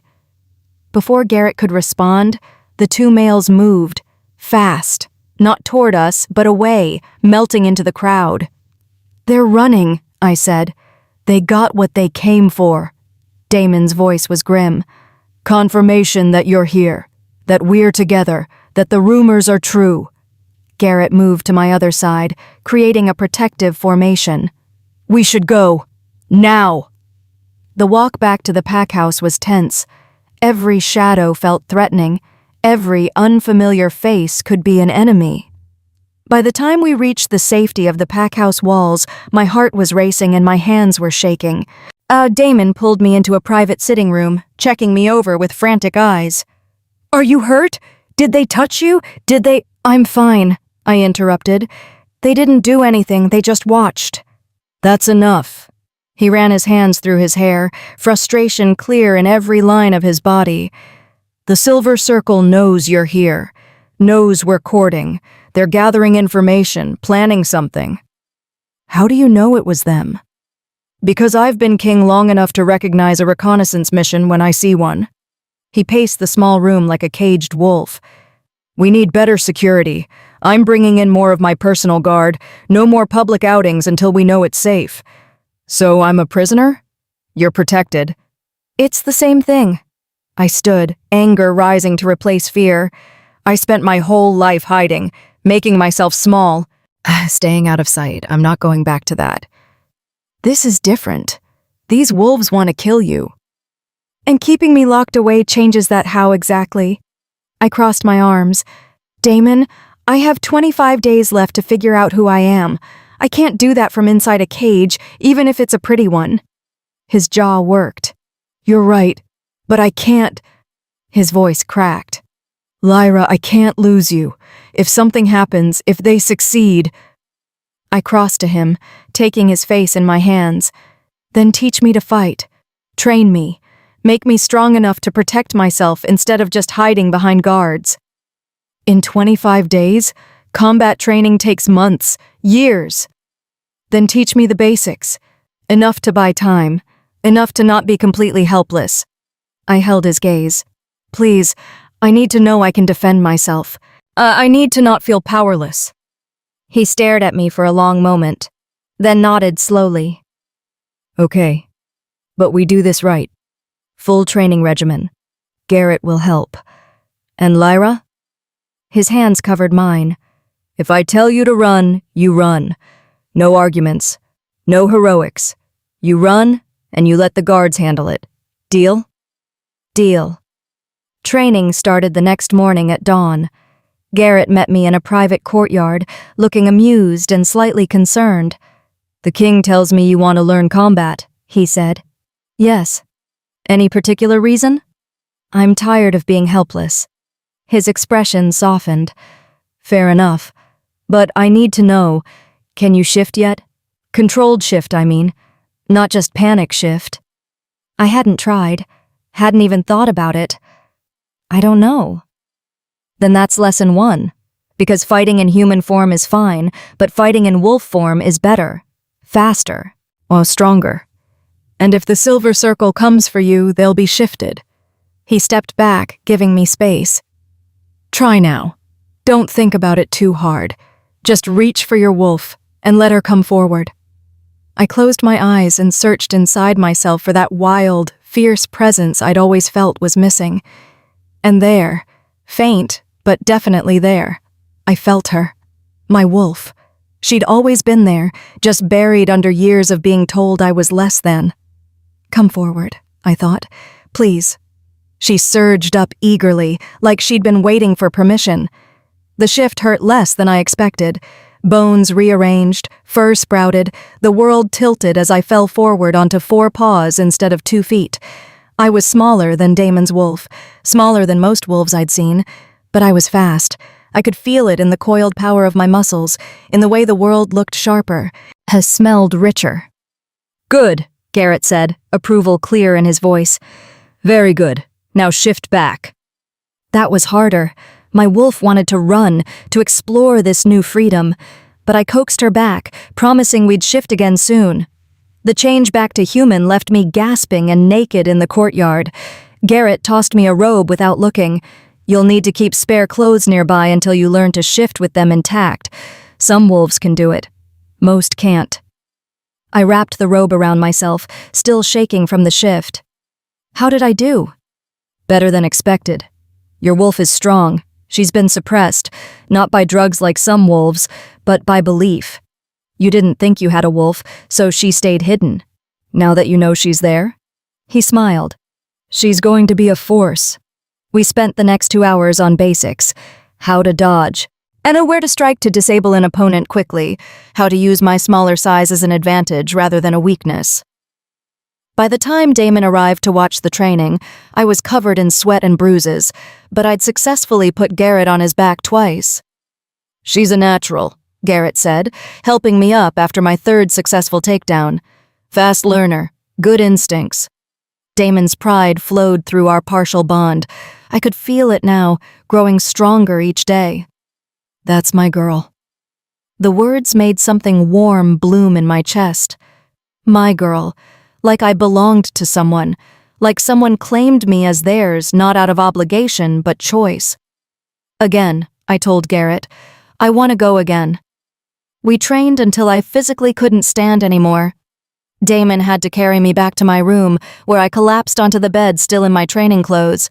So you don't have to push yourself this hard, he said gently, brushing sweat-soaked hair from my face. Yes, I do. 25 days isn't much time to become someone who can defend herself.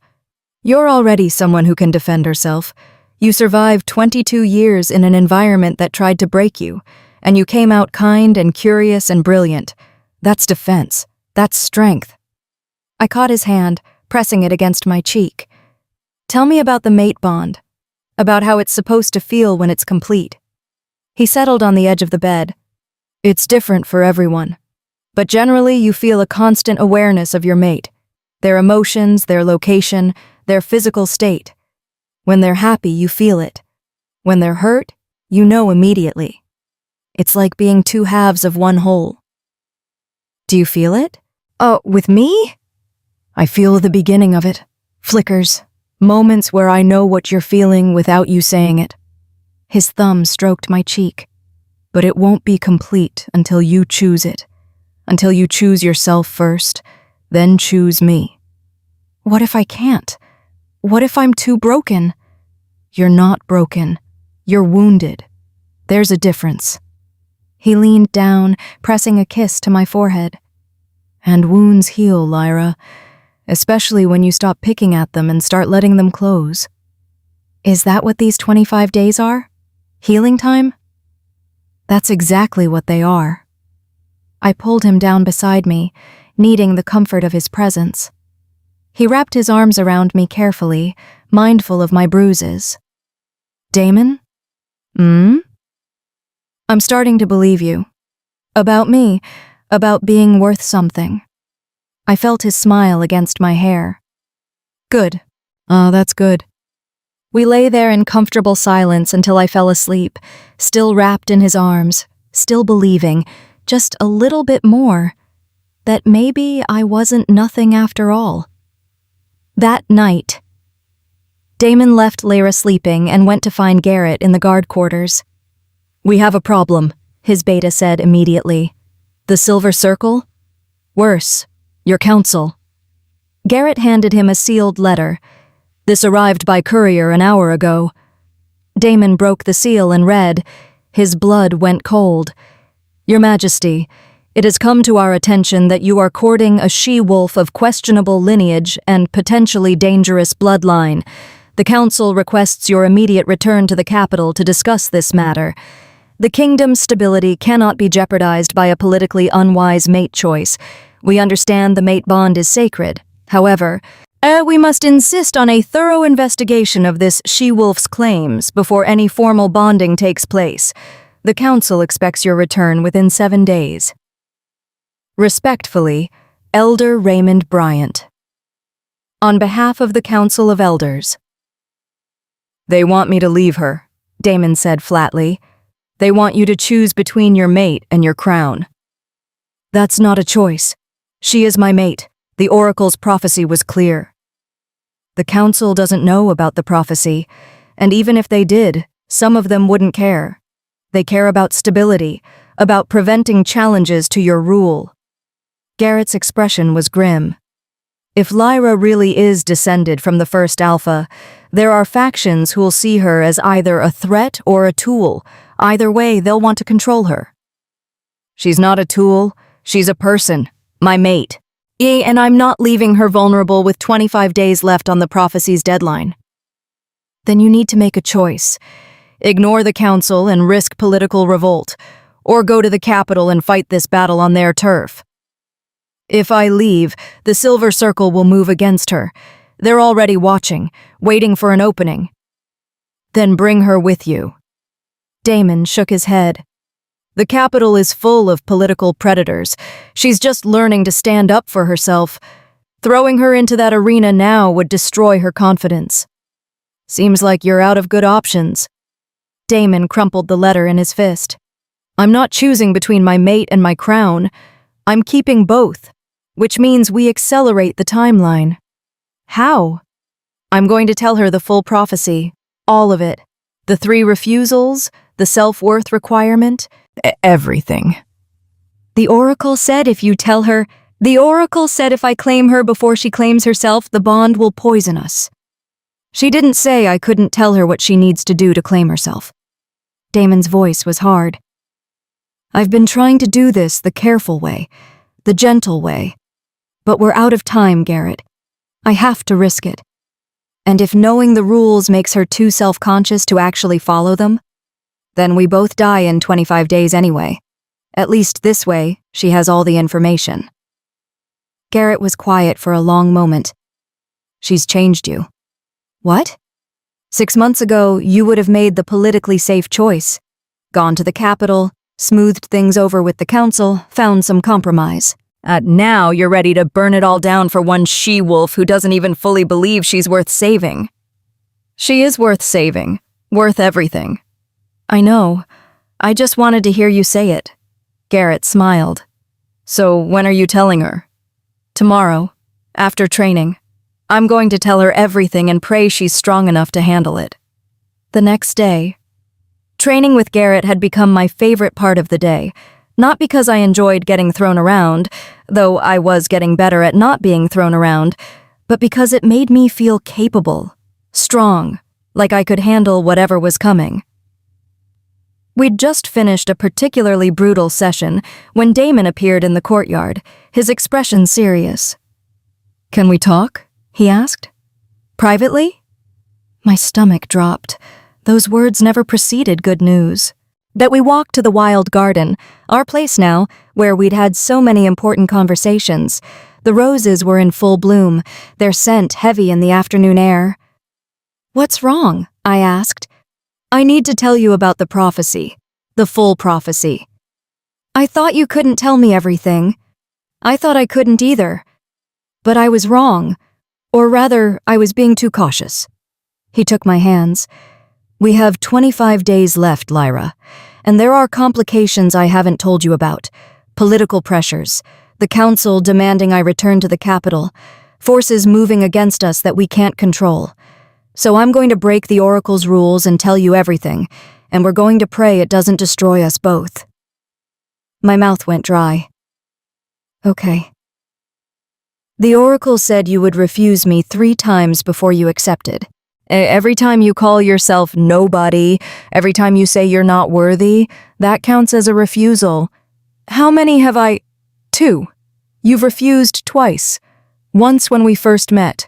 Once at the market when you tried to pay for the honey instead of accepting it as a gift. His thumbs traced circles on the backs of my hands. One more refusal, Lyra. Just one more time you tell yourself you're nothing, and the prophecy fails, and we both die. The weight of it crushed down on me. You've been counting this whole time? I had to. I needed to know where we stood. Why didn't you tell me before? Because the Oracle warned me. If you accept me to fulfill a prophecy instead of because you believe you deserve to be chosen, the bond will be built on obligation. It'll fracture and kill us both anyway. He released my hands to cup my face. So I needed you to come to it naturally, to choose yourself because you actually believed it, not because you were trying to save our lives. But now you're telling me, because we're out of time. Because political forces are demanding I choose between you and my crown. Because the Silver Circle is watching and waiting for their moment to strike. His voice cracked. Because I'd rather die with you knowing the truth than live having kept you in the dark. I pulled away from him, needing space to think. So everything you've done, the dancing, the training, the market trip, it was all to manipulate me into choosing myself? No. It was all because I care about you. Because I want you to see what I see when I look at you. The prophecy just gave me a deadline. 25 days to save both our lives. And all I have to do is magically believe I'm worthy after spending 22 years learning the opposite. I know it's impossible. I know I'm asking you to undo years of damage in less than a month. But Lyra... He stepped closer. You're already doing it. You demanded combat training instead of hiding behind guards. You're shifting. You're standing up for yourself. You're becoming who you were always meant to be. Or I'm performing worthiness to save our lives. The words hung between us, sharp and true. Are you? He asked quietly. Performing? I wanted to say yes, wanted to make this simple by claiming it was all fake, but that would be a lie. I don't know, I admitted. When I'm with you, I feel like maybe I could be worth something. But the second I'm alone, all the old thoughts come back, all the old beliefs. And I don't know which version is real, the one who believes or the one who doubts. They're both real. You're allowed to be complicated, to be healing but not healed, to be growing but not grown. He took my hand again, gentle this time. I'm not asking for perfection, Lyra. I'm asking for honesty, for you to keep trying, to keep showing up, to keep fighting for yourself even when it's hard. And if I fail? If I can't do it in time? Then we'll die knowing we tried, knowing we fought for something real instead of settling for something safe. His smile was sad. But I don't think you'll fail. I think you're stronger than you know. And I think these 25 days are going to prove it. I wanted to believe him, wanted to believe I could save us both by simply choosing to be worthy. But belief was such a fragile thing. And I'd spent so long breaking it that building it back up felt impossible. I need time, I said, to process this, all of it. Take what you need. I'll be here. I left him in the wild garden and walked back to the pack house alone, his words echoing in my head. One more refusal and we both die. No pressure. Chapter 7, 18 Days. I didn't speak to Damon for 3 days. Not out of anger, out of fear. Fear that I'd accidentally say the wrong thing, use the wrong words, trigger that third refusal and doom us both. He respected my space, though I could feel his worry through the partial bond we'd formed. It was getting stronger, that awareness of him. When he was near, my skin felt warm. When he was stressed, my chest tightened. When he smiled, even at something that had nothing to do with me, I felt it like sunshine. The mate bond was forming whether I believed I deserved it or not. On the 4th day, Luna Pamela found me in the library where I'd been hiding. You can't avoid him forever, she said, settling into the chair across from mine. I'm not avoiding, and I'm processing. You're terrified you'll say the wrong thing and kill you both. I looked up sharply. How did you... The king told Timothy, who told me, because apparently we're all invested in making sure you two idiots don't die over a prophecy. Her voice was sharp, but her eyes were kind. Lyra, can I give you some advice? Do I have a choice? No? She leaned forward. Stop trying to be perfect. Stop trying to say and think exactly the right things. The prophecy isn't about performance. It's about belief. And you can't force belief. You either have it or you don't. That's not helpful. It's not meant to be helpful. It's meant to be true. She stood, moving to the window. When I married Timothy, I thought I had to be the perfect Luna. Strong, graceful, never showing weakness, never admitting fear or doubt or pain. And I thought that's what leadership meant. And I spent 20 years exhausted from performing perfection. Until you arrived, actually. Her laugh was bitter.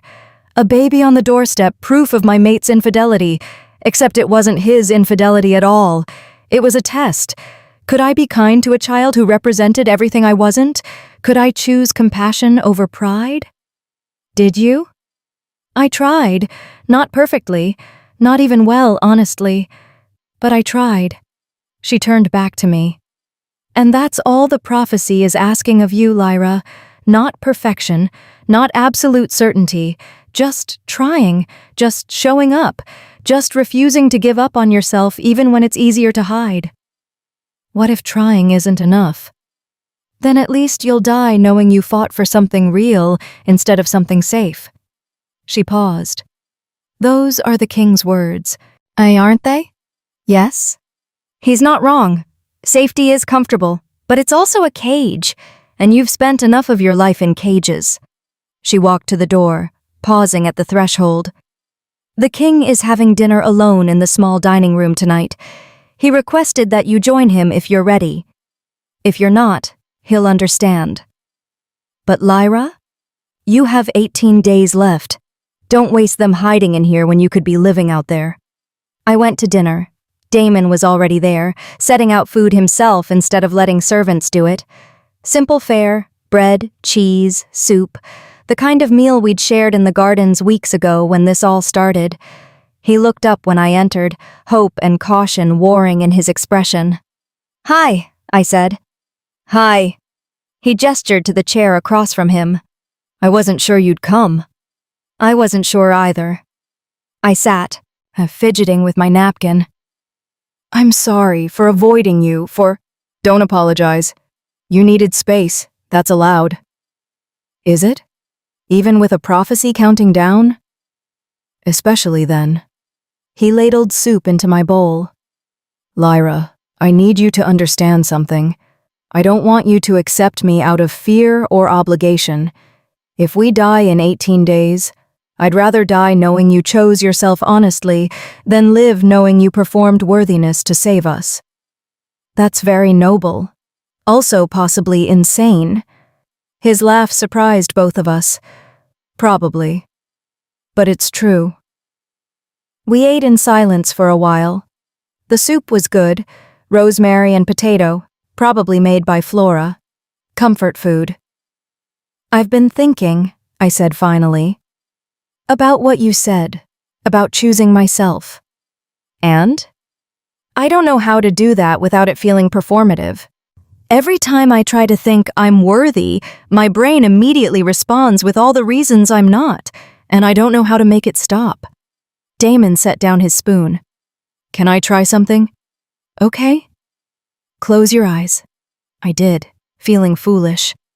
"Now tell me 3 things you like about yourself, not things you're good at, not things that make you useful, just things you like." My mind went blank. I don't know." "Try. Just one thing." I searched desperately. "I like that I read, that I'm curious about history and how things connect." "Good. What else?" "I like that I stayed kind. Even when the pack was cruel, I didn't become cruel back." "That's 2. One more." This one was harder. I sat there, eyes closed, trying to find something, anything I genuinely liked about myself. "I like that I survived," I whispered, "that I'm still here." Still trying, even when it would have been easier to stop. When I opened my eyes, Damon was smiling. "Those are 3 true things," he said. 3 things about you that have nothing to do with what you can provide others. 3 things that make you who you are. They're small things. They're everything. Curiosity, kindness, survival. Those are the things that make you extraordinary, Lyra. Not your bloodline, not your potential as Luna Queen. Just you, the person you chose to become despite everything trying to break you. Something cracked in my chest. Not breaking, opening. "I'm scared," I admitted. I know. What if I can't do this? What if 18 days isn't enough time to undo 22 years? Then we'll have tried, and we'll face whatever comes together. He reached across the table, offering his hand. But Lyra? And I don't think you're going to fail. I think you're already succeeding. You just don't recognize it yet. I took his hand, feeling the warmth of his palm against mine. The mate bond pulsed between us, stronger than before. Tell me about your day, I said, needing to shift to safer ground. What did you do while I was hiding in the library? So he told me. About council letters demanding his return, about Garrett's increasingly creative suggestions for telling the council where they could shove their demands, about a young wolf in the pack who'd asked him about combat training and reminded him of himself at that age. I told him about the book I'd been reading, about pack histories and old alliances and theories about what happened to the original pack structure. We talked until the candles burned low and the food went cold. Talked until the fear receded, and all that was left was this: two people who genuinely enjoyed each other's company, prophecy or no prophecy. Stay with me tonight, Damon said when we finally stood to leave. Not, I don't mean anything improper, just stay. Let me hold you. Let me feel you breathing. These 18 days are going too fast, and I'm greedy for every moment I can get. I should have said no. Should have been proper and careful and maintained appropriate boundaries. Instead, I said, okay. His rooms were larger than mine, but somehow felt more intimate. Personal belongings scattered around, books stacked haphazardly, a worn jacket thrown over a chair, papers covered in his handwriting spread across the desk. Sorry about the mess, he said, hastily gathering papers. I wasn't expecting— It's fine. I like it. Yeah, it feels lived in. He stopped cleaning, looking at me with something soft in his expression. You're the first person I've ever brought here. To the capital, I have formal quarters that are pristine and empty and feel like a museum. But here, he gestured around, here I can actually live. I'm honored. You should be. Garrett's been trying to get in here for years. I told him it's a sacred space reserved only for people I trust completely. The weight of that statement settled between us. We settled on his bed, fully clothed, maintaining respectful distance. But then he pulled me against his chest, wrapping his arms around me, and I let myself relax into his warmth. Tell me something, he murmured into my hair. Something true. Something you've never told anyone. I thought about it. Sometimes I dream about my father, the one I never met, Leo. I imagine him teaching me pack history, telling me about the first alpha, being proud of me for being curious instead of dismissing it as inappropriate for a bastard. He would have been proud, I'm certain of it. You never met him. I don't have to. I know you. And anyone who helped create someone as extraordinary as you must have been remarkable. I turned in his arms to face him. Do you really believe that? That I'm extraordinary? Or is it the mate bond making you see things that aren't there? The mate bond doesn't create feelings. It amplifies them. And yes, Lyra, I really believe it. I believed it before the bond started forming. I'll believe it when it's complete. And I'd believe it even if the prophecy failed and we both died. That's a depressing thought. It's a true one. We lay there in comfortable silence, his heartbeat steady under my ear. The mate bond hummed between us, warm and insistent. Damon? I'm glad it's you.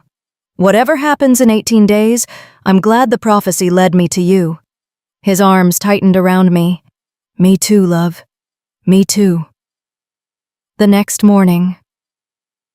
Damon woke to find Lyra still in his arms, her dark hair spread across his chest, her breathing deep and even. 18 days. They had 18 days left.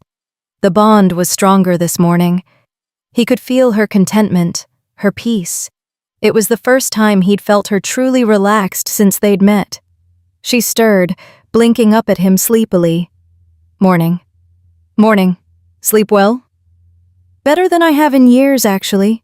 She sat up, running her hands through her tangled hair. I should go. People will talk if they find out I spent the night in your rooms. Let them talk. You're my mate. We're allowed to spend time together. Allowed and wise are different things. Since when do you care about wisdom? He pulled her back down beside him. Stay. Have breakfast with me.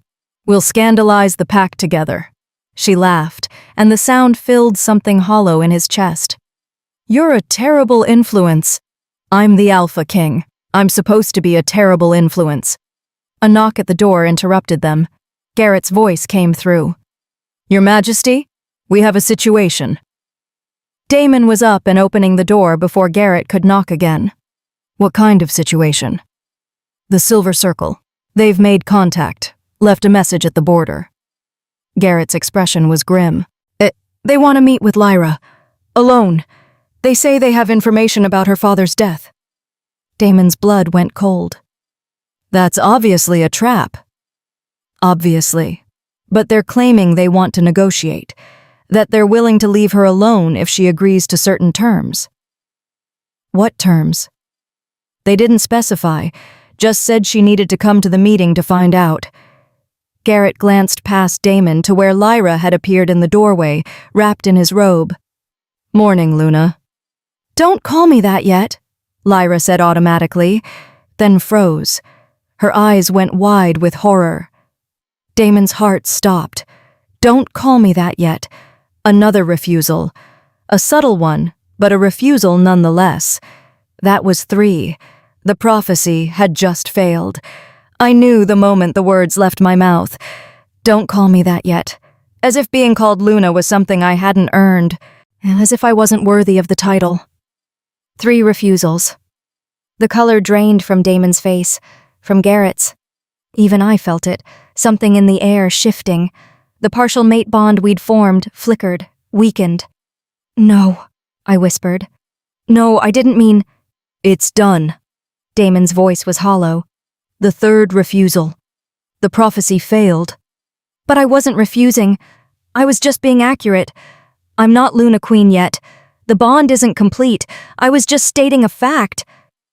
The Oracle's prophecy doesn't care about technicalities. It cares about belief, and you just said you're not worthy of being called Luna. His hands were shaking. 18 days. We had 18 days left, and you just... I'm sorry. I'm so sorry. I didn't think... That's the problem. You still don't think you're worthy. Even after everything, even after all the progress, as some part of you still believes you're not good enough. His laugh was bitter. And now, we're both going to die because of it. Garrett cleared his throat uncomfortably. Your Majesty, perhaps the Oracle was wrong. Perhaps the prophecy wasn't as strict as... The Oracle has never been wrong. Damon turned away from me, his shoulders rigid. Garrett, send word to the capital. Tell the council I'll be returning within the week. Tell them I need to put my affairs in order. Damon, please. I reached for him. He pulled away like my touch burned. Don't. Just don't. He left. Just walked out of his own rooms, leaving me standing there in his robe, drowning in the reality of what I'd just done. I'd killed us both with 3 careless words. Garrett looked at me with something like pity. For what it's worth, I don't think you meant it as a refusal. But I said it, and meaning doesn't matter. Belief does. I sank onto the edge of the bed, feeling numb. 18 days. We had 18 days and I ruined it in 3 seconds. Maybe there's still time. Maybe if I what? Suddenly believe I'm worthy after spending my whole life learning the opposite? Garrett, I can't just flip a switch. I can't just decide to be different. Can't you? He settled into the chair across from me. Lyra, in the last month you've learned to fight, to shift, to stand up for yourself. You've faced down revelations about your bloodline, threats from the Silver Circle, political pressure from the council. You've done impossible things. What's one more? Believing I deserve to live? That's not the same as learning to throw a punch. No, it's harder. But you're capable of hard things. He stood, moving to the door. The king is angry right now, terrified. Give him time to process, then try again. You still have 18 days. The prophecy might have failed, but you don't have to. He left me alone with my thoughts and my guilt, and the terrible weight of knowing I'd doomed the one person who'd ever truly believed in me. Chapter 8. 12 days. 6 days later. The bond was dying. Damon could feel it, the slow, creeping death of something that had barely begun. What should have been a vibrant, living connection between him and Lyra was withering like a flower denied water. It didn't hurt yet. The oracle had said they'd have about a week after the prophecy failed before the real deterioration began. But he could feel the warning signs, fatigue that sleep didn't cure, a heaviness in his chest that made breathing feel like work, thoughts that came slower, duller. Lyra was experiencing it too. He could tell from the dark circles under her eyes, the way she moved like every step required conscious effort. They'd barely spoken since that morning 6 days ago. He'd thrown himself into political preparations, writing letters to the council, in organizing his affairs, preparing Garrett to take over as temporary regent when the time came, because he was going to die. They both were. In 12 days, give or take, all because she'd said 4 words. Don't call me that yet. He should forgive her, should spend these last 12 days holding her, loving her, making peace with their ending. Instead, he avoided her, because seeing her hurt too much, because every time he looked at her, he saw everything they could have been and everything they'd lost. You're being an ass, Garrett said, finding him in the study at midnight, again. Damon had taken to working through the nights, sleeping in brief, fitful bursts. I'm being practical. You're being punishing. To her and to yourself. Garrett took the papers Damon was working on and moved them out of reach. She made a mistake. An unconscious one. She didn't mean to refuse you. Intent doesn't matter. The prophecy doesn't care about intent. Maybe not. But you should. Garrett's voice was sharp. You told her you loved her, that she was extraordinary, that she was everything, and the first time she stumbles, you abandon her? That's not love, Damon. That's cowardice. I'm not abandoning. You haven't spoken to her in 6 days. You've moved out of the pack house into guest quarters. You take your meals alone. You've forbidden her from training sessions. Garrett leaned forward. If you're going to die in 12 days anyway, why are you wasting the time you have left being angry? Because anger was easier than grief. Easier than accepting that he'd found his true mate and lost her in the same breath. I don't know how to forgive this, Damon admitted quietly. Then figure it out. Because Lyra is downstairs right now, barely able to stand, forcing herself through combat training even though you banned her from it. She's fighting, Damon. Still fighting, while you're up here hiding in paperwork. Guilt twisted in Damon's gut. She's training? In her condition? Has been every day since you left. Says if she's going to die strong. Garrett stood. Now get your head out of your ass and go talk to your mate. You have 12 days. Make them count. Damon found Lyra in the private courtyard at dawn, moving through combat forms with shaking muscles and gritted teeth. She looked terrible, pale, exhausted, barely able to stay upright. She also looked magnificent. You're supposed to be resting, he said. She spun, nearly falling. He caught her instinctively. And the moment they touched, the dying mate bond flickered. Not stronger, just present. A reminder of what they were losing. You banned me from training with Garrett, she said, pulling away from his grip. You didn't ban me from training alone. Lyra, don't. If you're here to yell at me again, save it. I've been yelling at myself for 6 days. Nothing you can say will be worse than what I've already thought. I'm not here to yell. Then why are you here? Good question. Why was he here? Garrett said you've been training every day. I have 12 days to learn to defend myself. Can't waste time sleeping. Her laugh was bitter. Though I suppose it doesn't matter. The Silver Circle could walk up and stab me right now, and it wouldn't matter. I'm already dying. We're both dying. Yes, because of me. It's because I can't stop being what I've always been. Not enough. She turned away, moving through another combat form. Her movements were sloppy, exhausted. Go away, Damon. Go write your letters and prepare your kingdom. Let me die the way I lived. Alone. You're not alone. Aren't I? You've spent 6 days avoiding me, making it very clear that I'm responsible for killing us both. So yes, I'm alone. Just like always. The words hit like physical blows. Because she was right. He'd abandoned her when she needed him most. I'm sorry, he said quietly. She stopped moving. What? I'm sorry. For abandoning you. For being angry instead of being present. For wasting 6 days of the 12 we have left. He moved closer.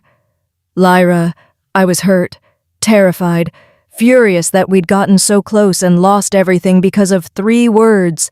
But Garrett's right. You didn't mean it as a refusal, you were just being accurate. Accuracy that killed us. Yes, but intent matters, and your intent wasn't to refuse me. Your intent was just... He paused, searching for words. You're so used to not claiming things that don't feel earned yet, and being Luna Queen didn't feel earned because the bond wasn't complete. So you corrected Garrett out of habit, not malice. Does that make it better or worse? I don't know. But I know I don't want to spend our last 12 days angry at you. He took her hands, feeling how cold they were. I want to spend them with you. However you'll let me. She stared at him for a long moment, tears streaming down her face. I'm so sorry, I'm so sorry. I killed us both and I don't know how to fix it. You can't fix it. The prophecy failed.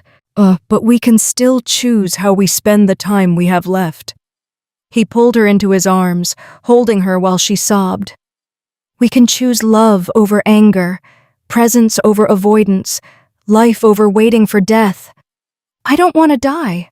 I know, love. I know. They stood there in the dawn light, holding each other, feeling the bond between them flicker and fade. 12 days. They had 12 days to make peace with the impossible.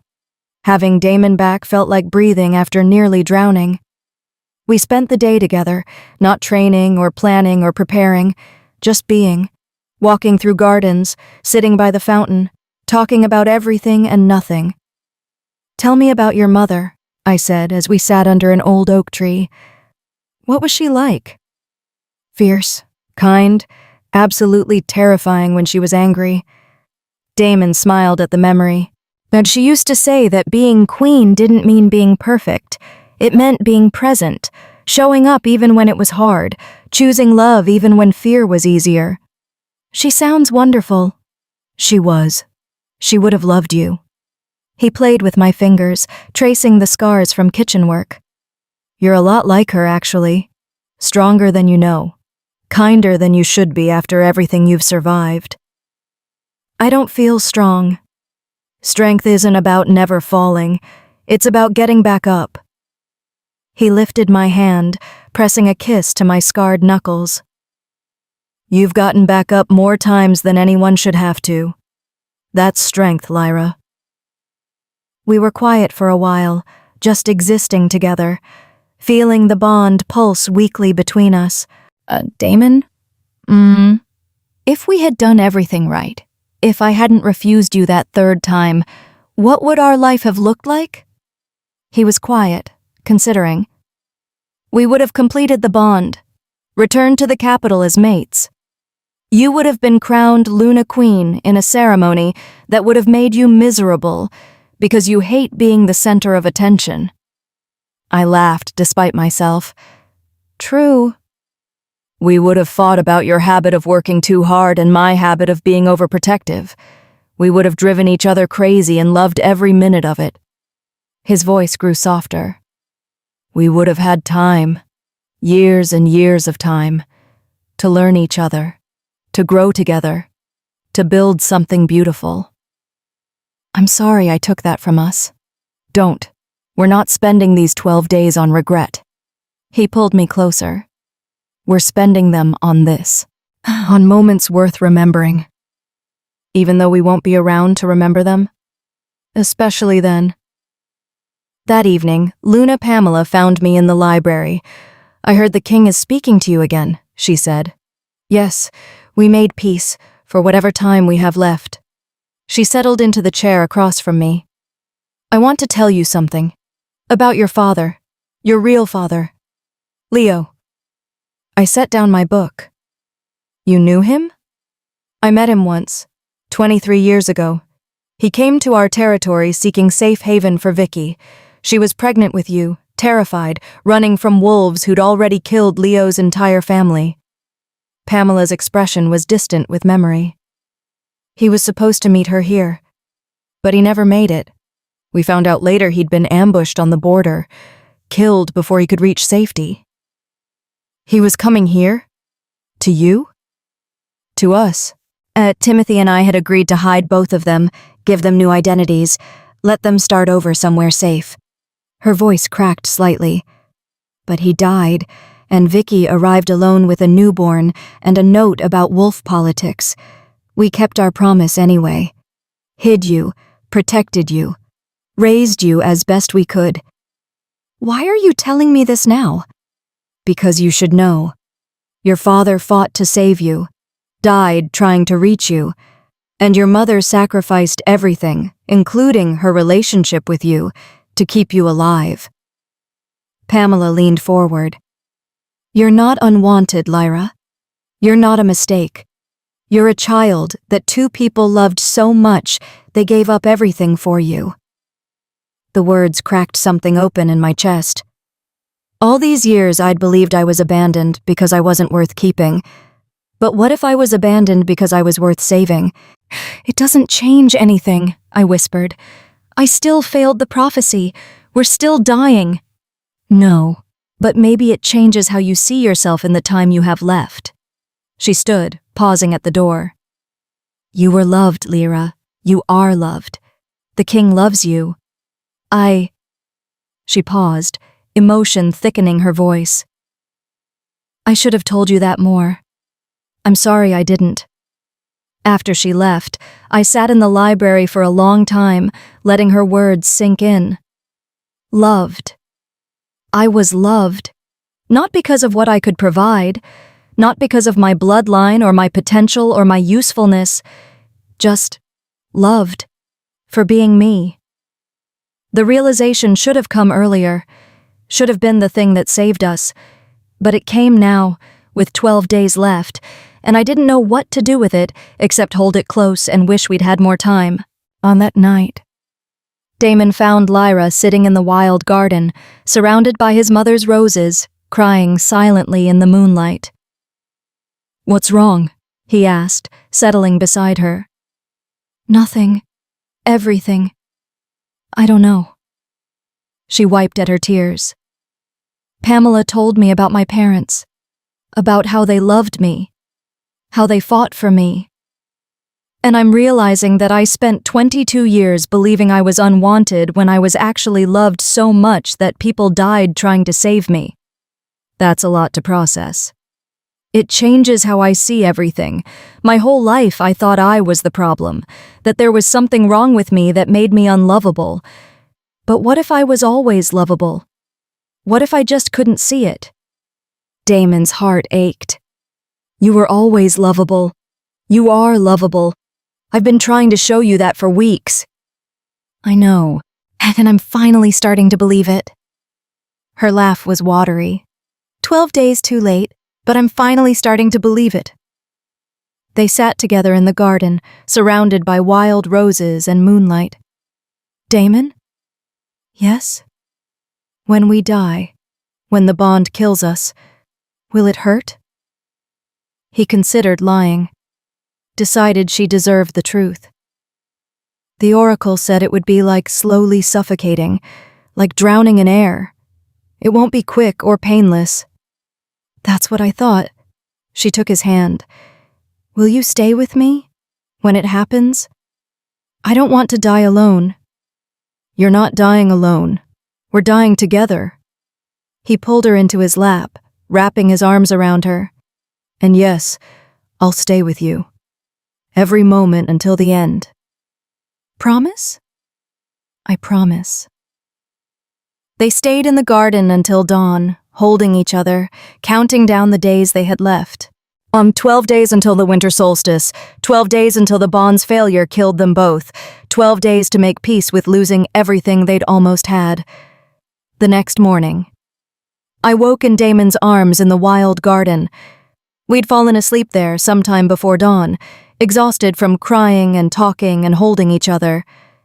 11 days left now. The bond was weaker this morning. I could barely feel Damon's presence through it.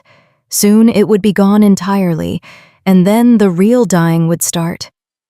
We should make a list, I said. Damon stirred, opening his eyes. A list?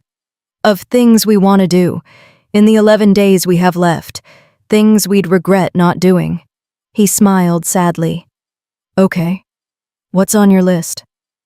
I want to read you my favorite book, the one Flora lent me about the first alpha. I want you to know why I love it. Added to the list? What else? I want to dance with you again, properly this time, without me counting steps or worrying about stepping on your feet. We can do that. Tonight, even. He brushed hair from my face. What else? I hesitated. I want to meet your wolf. Properly. I've seen him in passing, but I want to run with him. Feel what it's like to be truly pack, even if it's just for a moment. Done. We'll shift this afternoon. He kissed my forehead. My turn. I want to take you to the capital. Show you the palace. Let you see what could have been ours. That's a 3-day journey. Then we better leave today. We have 11 days. Let's not waste them. But the Silver Circle can go to hell. If I'm dying in 11 days, I'm not spending them hiding. Oh, I'm spending them living. His expression was fierce. With you. Doing everything we should have done if we'd had time.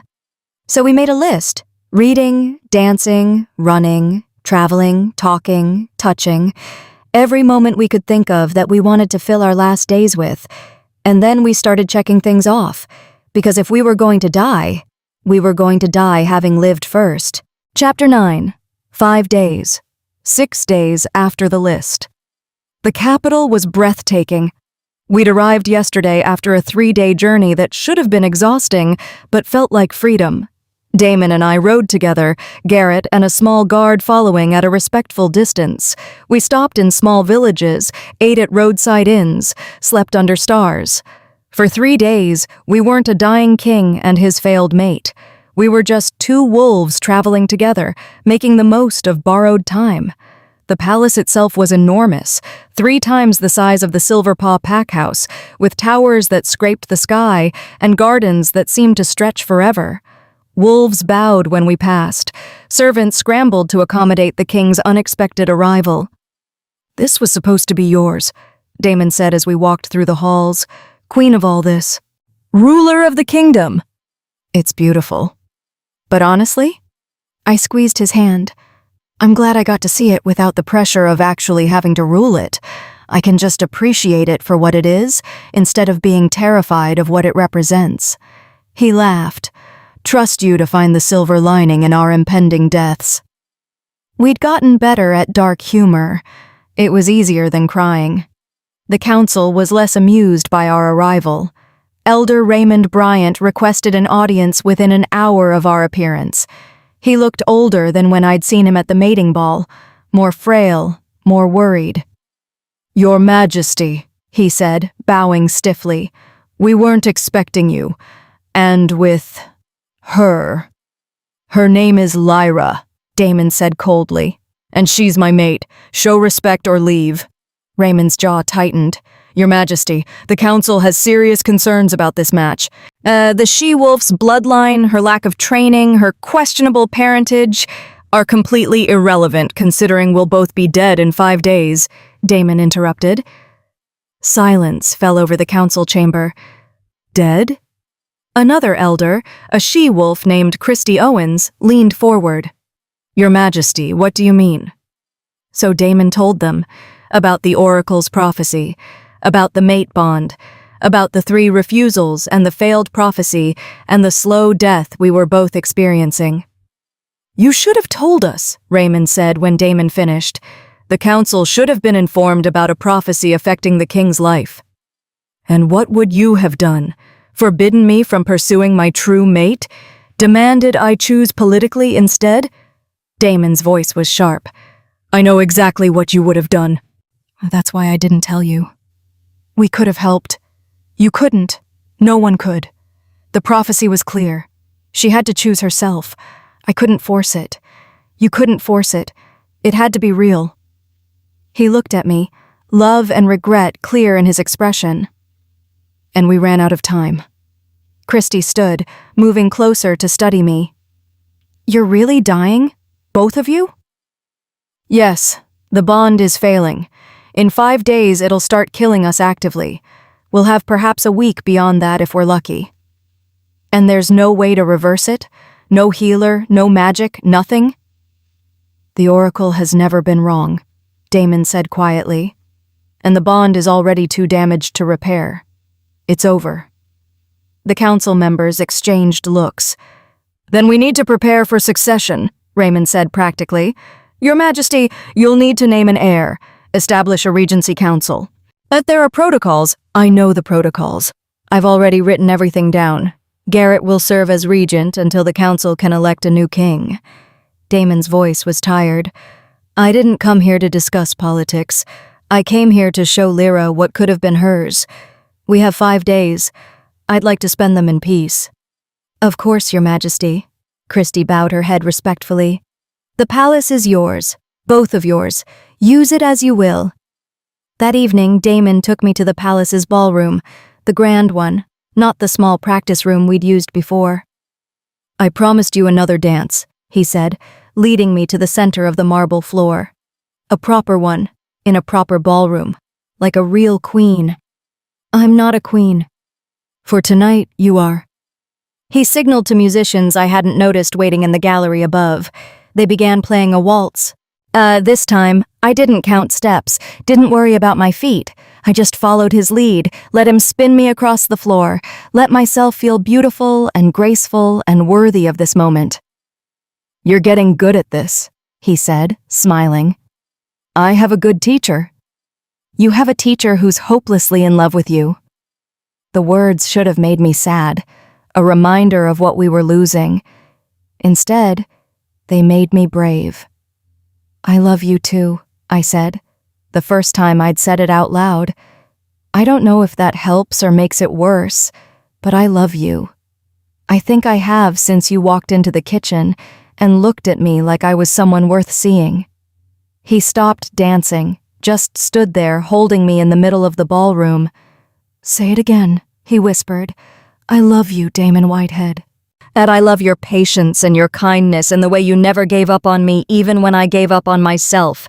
I love that you see the best in people even when they can't see it themselves. I love—" He kissed me, gentle at first, then deeper, pouring everything he felt into it. Love and grief and desperate hope and terrible certainty all tangled together. When we finally broke apart, we were both crying. "I love you too," he said. "I love you so much it physically hurts, and I'm so sorry we don't get more time." "Me too.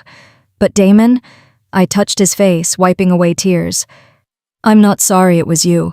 However it ends, I'm glad you were the one who showed me I was worth loving."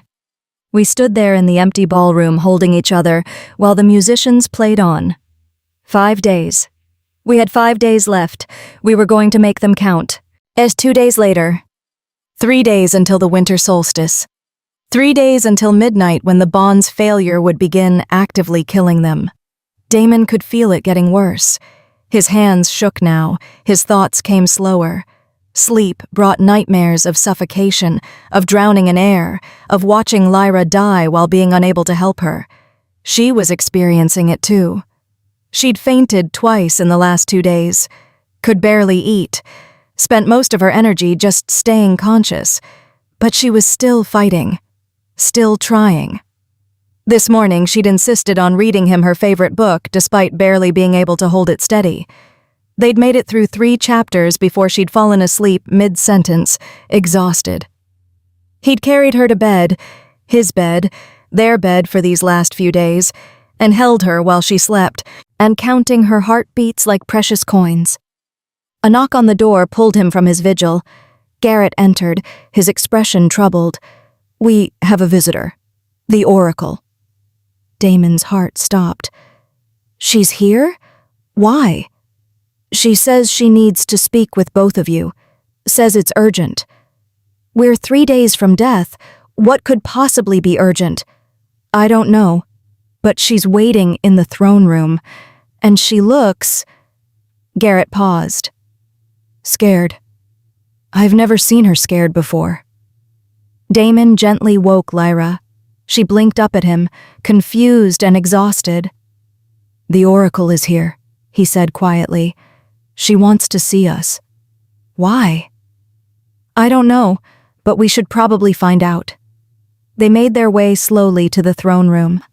Lyra leaned heavily on Damon's arm, her breathing labored. They were both deteriorating faster than he'd expected. The Oracle stood in the center of the room, her milky eyes somehow seeing everything despite being blind. She looked ancient and worried. 3 days, she said without preamble. "You have 3 days until the prophecy's deadline." "We know," Damon said. "We've been counting. The bond is failing faster than I predicted. You'll both be dead by the solstice, not after it." "Also aware of that. Why are you here?" The Oracle was quiet for a long moment. "I made a mistake." The words hung in the air like a death sentence. "You—" "What?" Damon's voice was barely a whisper. "The prophecy. I interpreted it wrong. Or rather, I gave you incomplete information because I didn't fully understand what the moon goddess was showing me." The Oracle's hands shook, the first time Damon had ever seen her display physical fear. I've spent the last month reviewing the vision, searching for what I missed, and I found it." "Found what?" "The 3rd refusal." The Oracle turned to Lyra. "Child, when you said, 'Don't call me that yet,' you weren't refusing the king. You were refusing yourself." Lyra swayed on her feet. Damon caught her. "I don't understand," she whispered. "The prophecy said you would refuse 3 times before accepting. I thought it meant refusing the king, refusing the mate bond, but it didn't." The Oracle's voice grew urgent. "It meant refusing yourself, refusing to claim who you are, refusing to accept your own worth." "But that's the same thing," Damon said. "She refused to be called Luna because she didn't think she was worthy." "No. She refused to be called Luna because she believed she hadn't earned it yet. Not because she was unworthy, but because the process wasn't complete." The Oracle moved closer. "There's a difference between 'I'm not worthy' and 'I'm not ready yet.'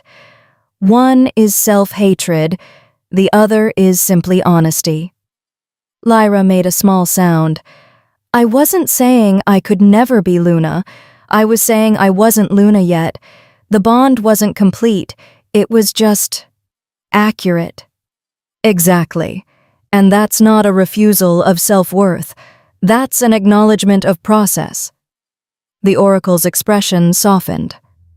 "Child, you've spent these last weeks learning to value yourself, learning to see your worth. The 3rd refusal wasn't a failure. It was proof that you'd already succeeded."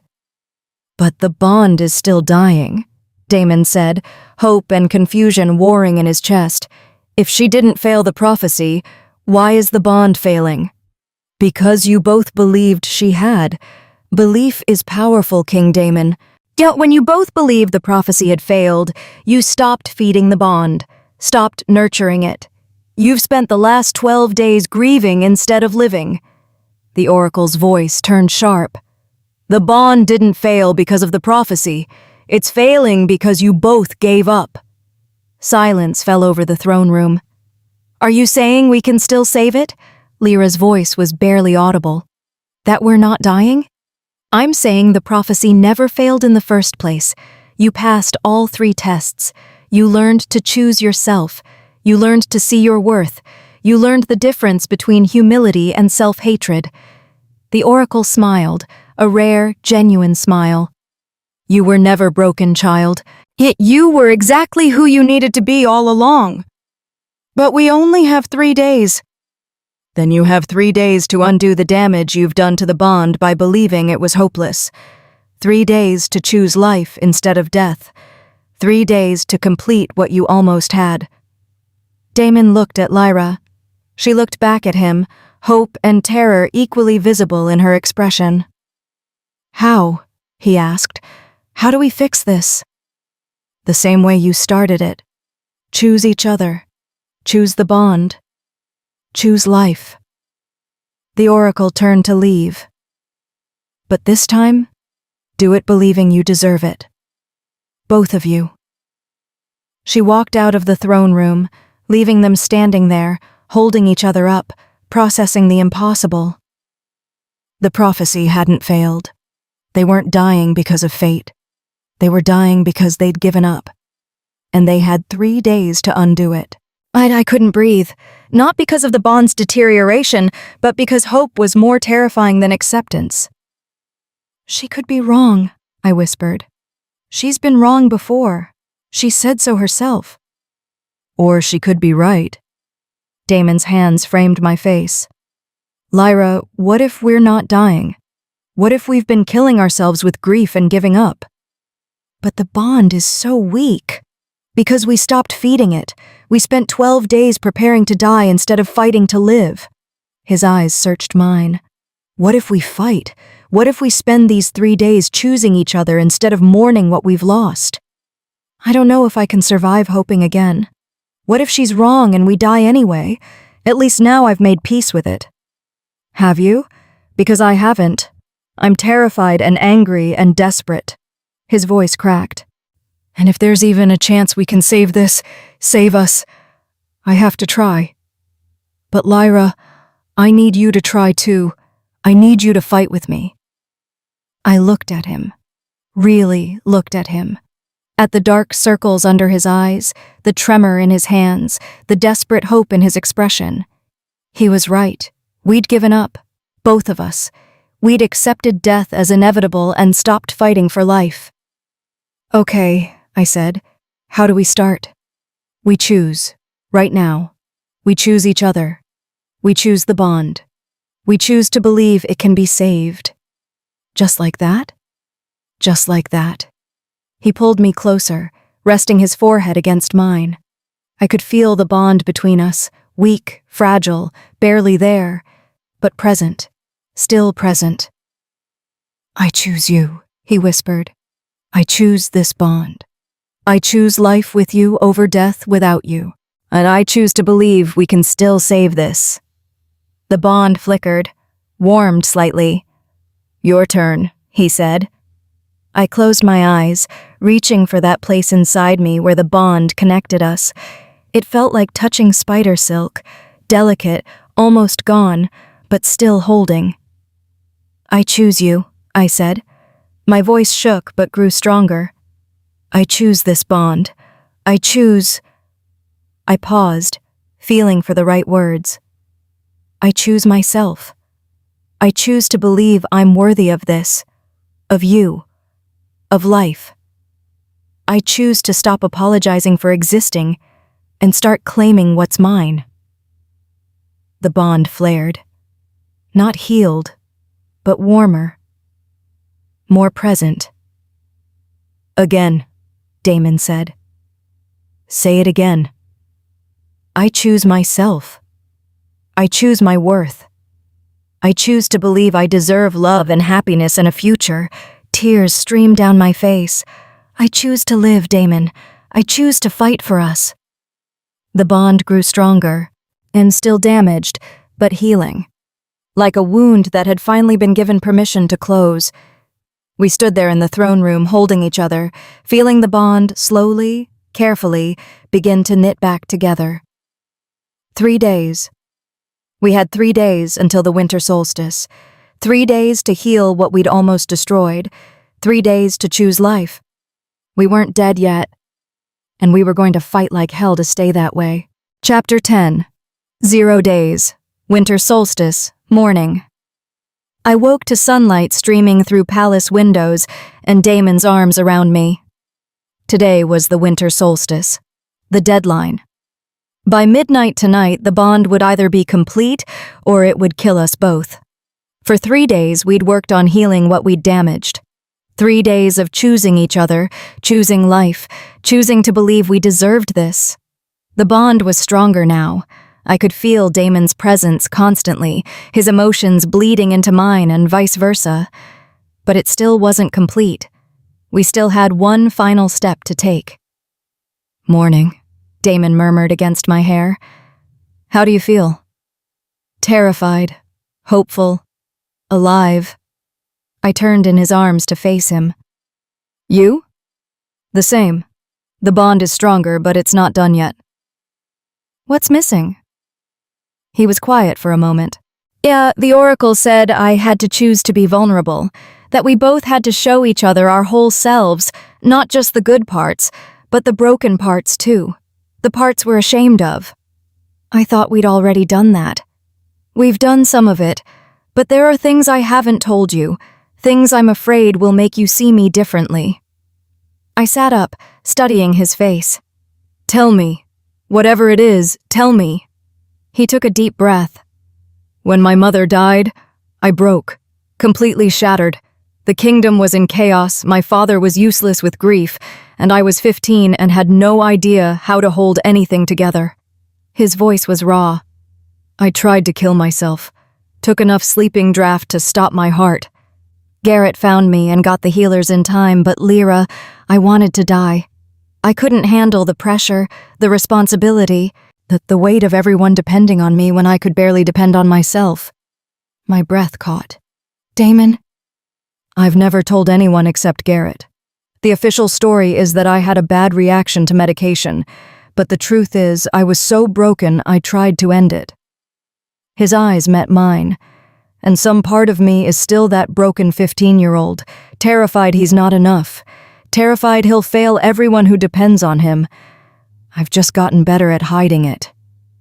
I took his face in my hands.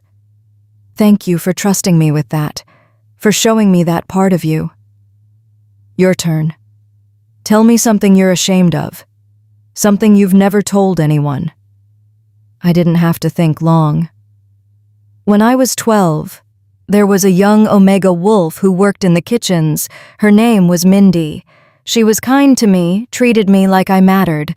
And one day, Vanessa, the alpha's daughter from another pack who was visiting, started bullying her, called her names, pushed her around, made her cry.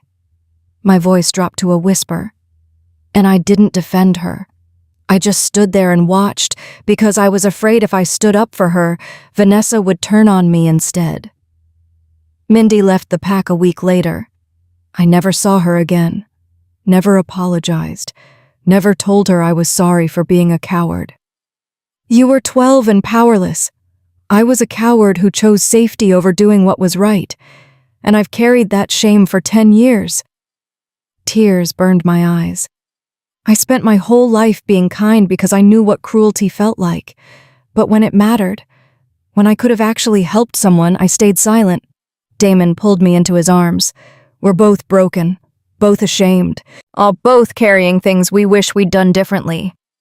Does that make us worthy of each other or unworthy of anyone? Both. Neither. I don't know. He laughed softly. But I know I'd rather be broken with you than whole with anyone else. The bond pulsed between us, warming at his words. We have until midnight, I said. What do we need to do to complete this? The oracle said we both had to claim ourselves first, then claim each other. You've done the first part. You've learned to see your worth. I've done the first part. I've learned to be vulnerable. Now we both have to claim each other. Fully. Completely. No more holding back. How? His silver eyes held mine. The traditional way. The bonding ceremony.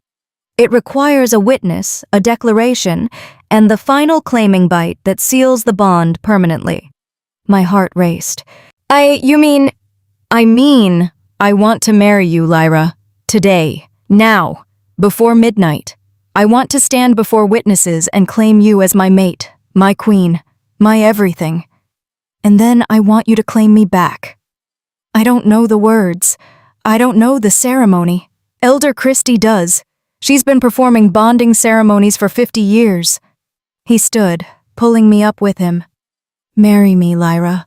Not because a prophecy demands it, not because we're running out of time, but because I love you and I want to spend whatever life we have left belonging to you. I should have been nervous, should have needed time to prepare, to think, to process. Instead, I said, yes, today, now. Let's do this. Afternoon. The palace's small chapel was perfect, intimate, private, beautiful.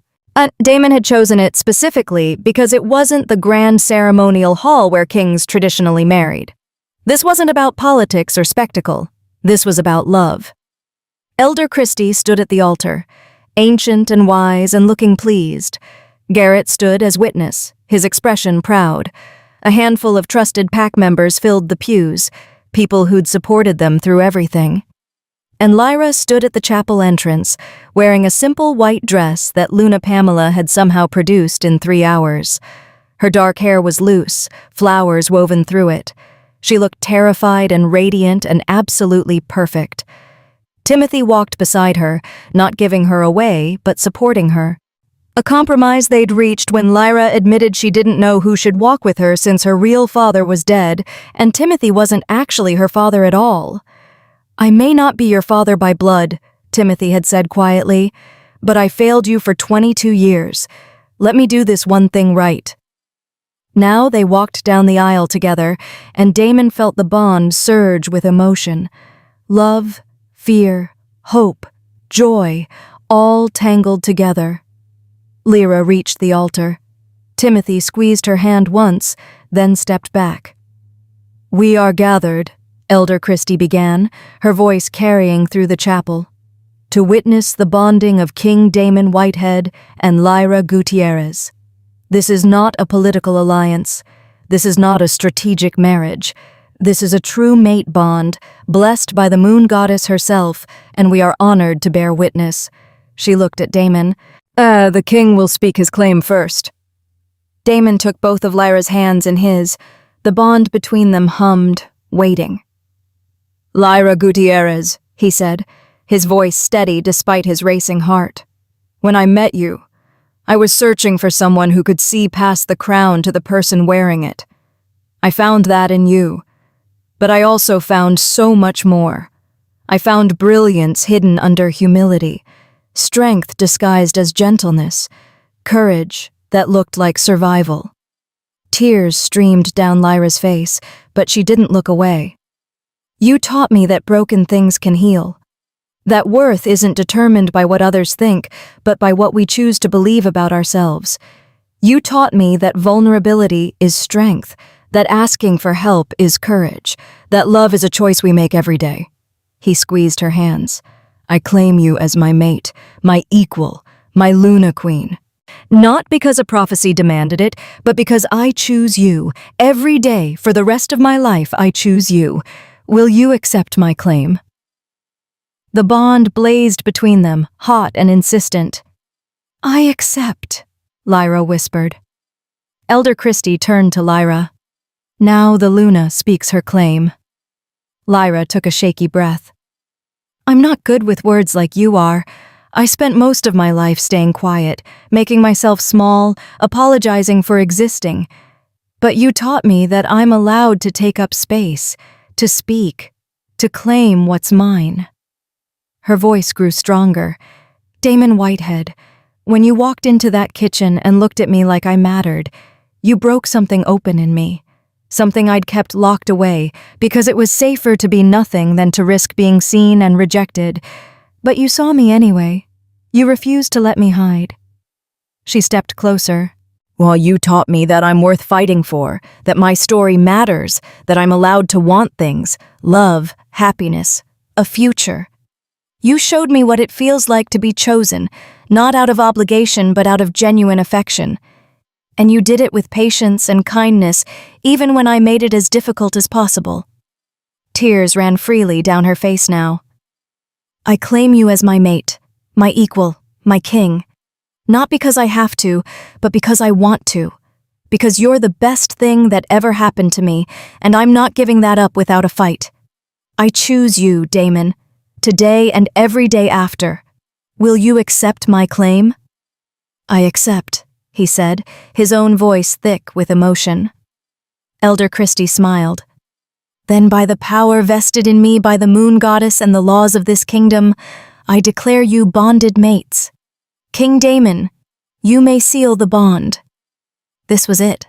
The final step. The claiming bite that would complete the mate bond permanently. Daemon pulled Lyra close, tilting her head to expose her neck, the place where her shoulder met her throat, the traditional claiming spot. This will hurt, he warned softly. I trust you. He let his canines extend, sharper, longer than human teeth, and bit down precisely where the bond demanded. Lyra gasped, her fingers digging into his shoulders, but she didn't pull away. The bond exploded. Everything that had been weak and fragile and barely holding together suddenly blazed into full, vibrant life. Daemon could feel everything. Lyra's love, her fear, her joy, her relief, her overwhelming certainty that this was right. And underneath it all, he felt her wolf finally, fully emerge, strong and fierce and absolutely certain of her mate. He released the bite, licking the wound to seal it. It would scar, a permanent mark showing the world she was claimed, bonded, his. Your turn, Elder Christie said to Lyra. Lyra's eyes had shifted to wolf gold. Her canines extended, and she pulled Daemon down to her level. Her bite was less practiced, but no less meaningful. Pain flared, then was immediately swallowed by the overwhelming sensation of the bond completing. They were one. Two halves of a whole, finally joined the way they were always meant to be. When Lyra released the bite, they stood there in the chapel, foreheads pressed together, feeling the bond settle into place. Permanent, unbreakable, perfect. I present to you, Elder Christie announced to the small gathering, King Daemon Whitehead and Luna Queen Lyra Whitehead, and may their bond strengthen the kingdom and their love inspire us all. The chapel erupted in howls, the traditional wolf celebration. Daemon and Lyra joined in, their voices rising together in harmony. The mate bond was complete. They were alive. They were together. They had saved each other after all. Midnight. The winter solstice reached its peak at midnight. Daemon and I stood in the palace gardens, watching the moon climb to its highest point. Around us, pack members had gathered for the traditional solstice celebration, but we stood apart, wrapped in each other's arms. The bond between us was so strong now it felt like breathing. I could feel everything, his love, his relief, his absolute certainty that we'd made it. We're alive, I whispered, still barely believing it. We're alive, he confirmed. The prophecy is complete. Oh, the bond is sealed. You're officially Luna Queen, and I'm stuck with you forever. Poor you. Luckiest male in the kingdom, he corrected, kissing my temple. The clock tower began to chime midnight, 12 bells marking the exact moment the prophecy had predicted would kill us. Instead, we stood there, healthy and whole and bonded, counting the bells together. When the last chime faded, a familiar presence made itself known. The oracle stepped from the shadows, her milky eyes somehow seeing everything. You did it, she said simply. Against all odds, against your own doubt and fear, you completed the prophecy. We almost didn't, I said. We almost gave up. Almost doesn't count. What matters is you fought. Both of you. You chose each other and yourselves even when it seemed hopeless. She moved closer, placing a hand on my cheek. You were never broken, child. You were always exactly who you needed to be. It just took finding someone who could see it to help you see it yourself. Thank you, I said, for the prophecy, for coming back when we misunderstood, for not giving up on us. The moon goddess doesn't give prophecies to wolves who can't fulfill them. She knew you had it in you all along. The oracle smiled. Now go. Rule your kingdom. Love each other. Live the life you fought so hard to have. She melted back into the shadows, leaving us alone under the full moon. Luna Queen, Damon said, testing out the title. How does it feel? I thought about it. A month ago, I would have said it felt wrong, unearned, impossible. Now? It feels right, I said honestly. Terrifying and overwhelming and completely right. I'm going to make mistakes, and I'm going to doubt myself. I'm going to have moments where the old thoughts come back and tell me I'm not worthy. And when that happens, I'll remember this moment. I'll remember that I fought for this, that I chose this, that I'm not just worthy, I'm exactly where I'm meant to be. I turned in his arms to face him, and I'll have you to remind me when I forget. Always, he promised, for the rest of our very long, very boring, very normal lives together. Normal? Well, relatively normal. For a king and queen who almost died from a prophecy and saved themselves by learning to believe in their own worth. I laughed. When you put it like that, we're going to have the most interesting how we met story in kingdom history. Good. Let the other couples try to compete with that. We stood in the gardens until dawn, just holding each other, feeling the bond pulse strong and steady between us. Around us, the solstice celebration continued, wolves dancing, singing, celebrating the longest night of the year. But for us, it wasn't the longest night. It was the first night of everything that came after. Epilogue. 1 year later. The council chamber was full of arguing alphas. Again. I sat beside Damon on the dual thrones, his idea, not mine, and tried to follow the debate about border territories and trade agreements and a dozen other things I was still learning. Luna Queen, Elder Raymond said, pulling my attention back. You've been quiet. What's your opinion on the Northern Ridge proposal? A year ago, being asked my opinion in front of 20 alphas would have made me want to disappear. Now, I straightened in my throne and spoke clearly. Oh, I think the proposal has merit, but the timeline is unrealistic. Northern Ridge is asking for territory access they haven't earned yet. I suggest a probationary period, 6 months where they prove they can maintain peaceful relations with neighboring pacts, then we revisit the full proposal. The alphas murmured, some nodding in agreement. A wise compromise, Raymond said, and I could hear the genuine respect in his voice. The council accepts the Luna Queen's suggestion.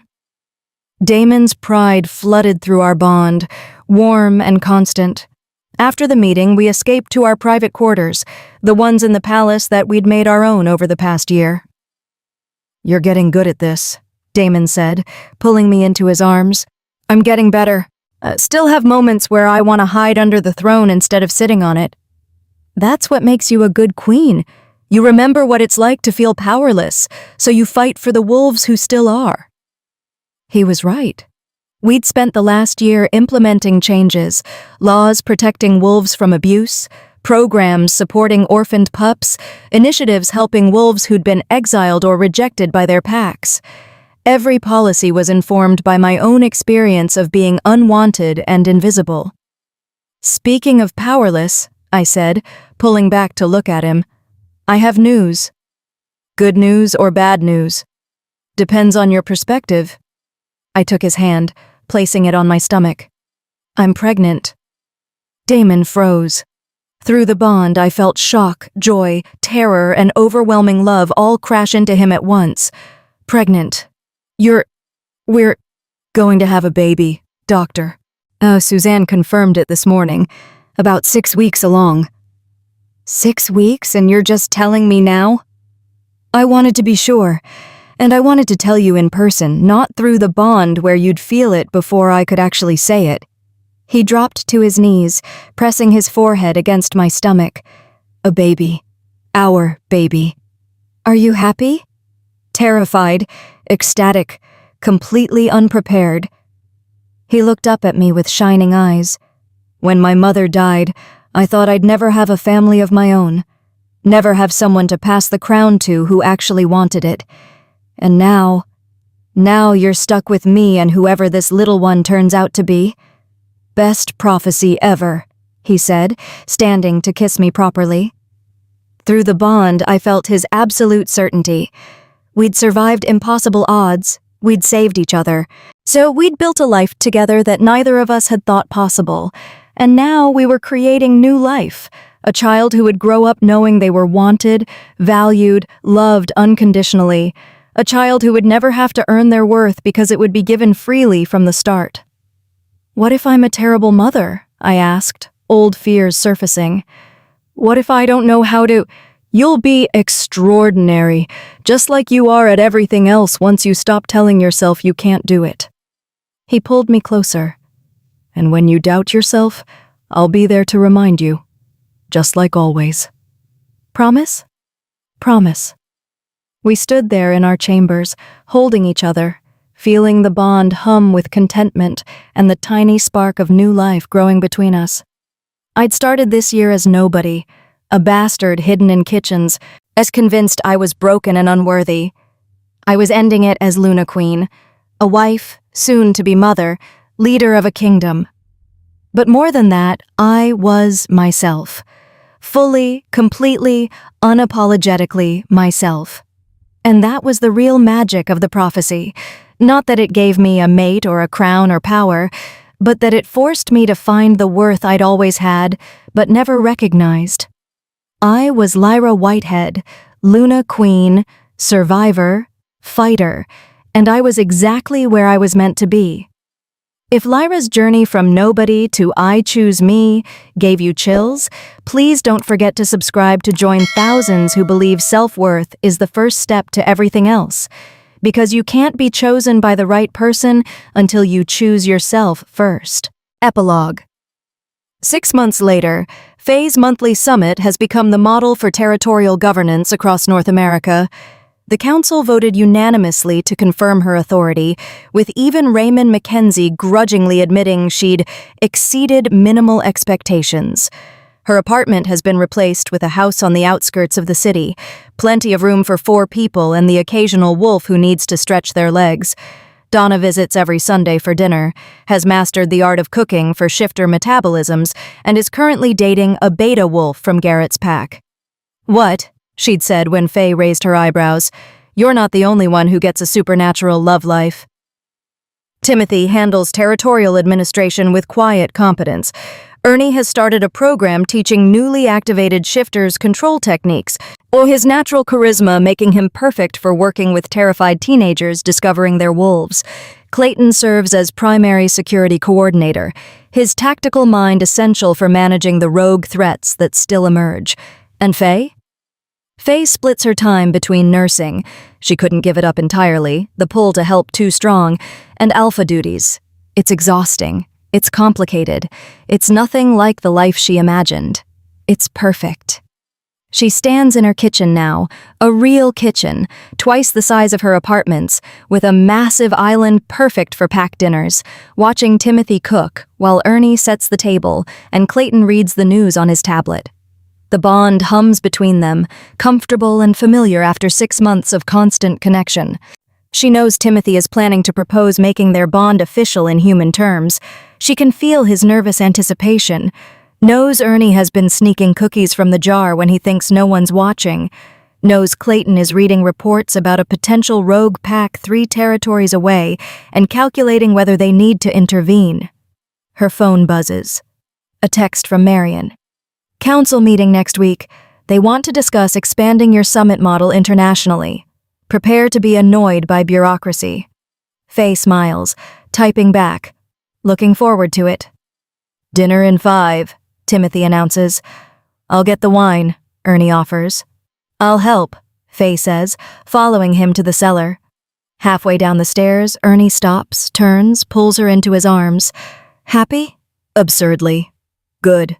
He kisses her forehead. "You deserve it. As all of it." "We all do." Through the bond, she feels Timothy and Clayton's awareness, their affection radiating even from 2 floors away. 3 frozen wolves at her window. One impossible choice. A bond that defied logic, and a love that transcended every boundary she'd ever known.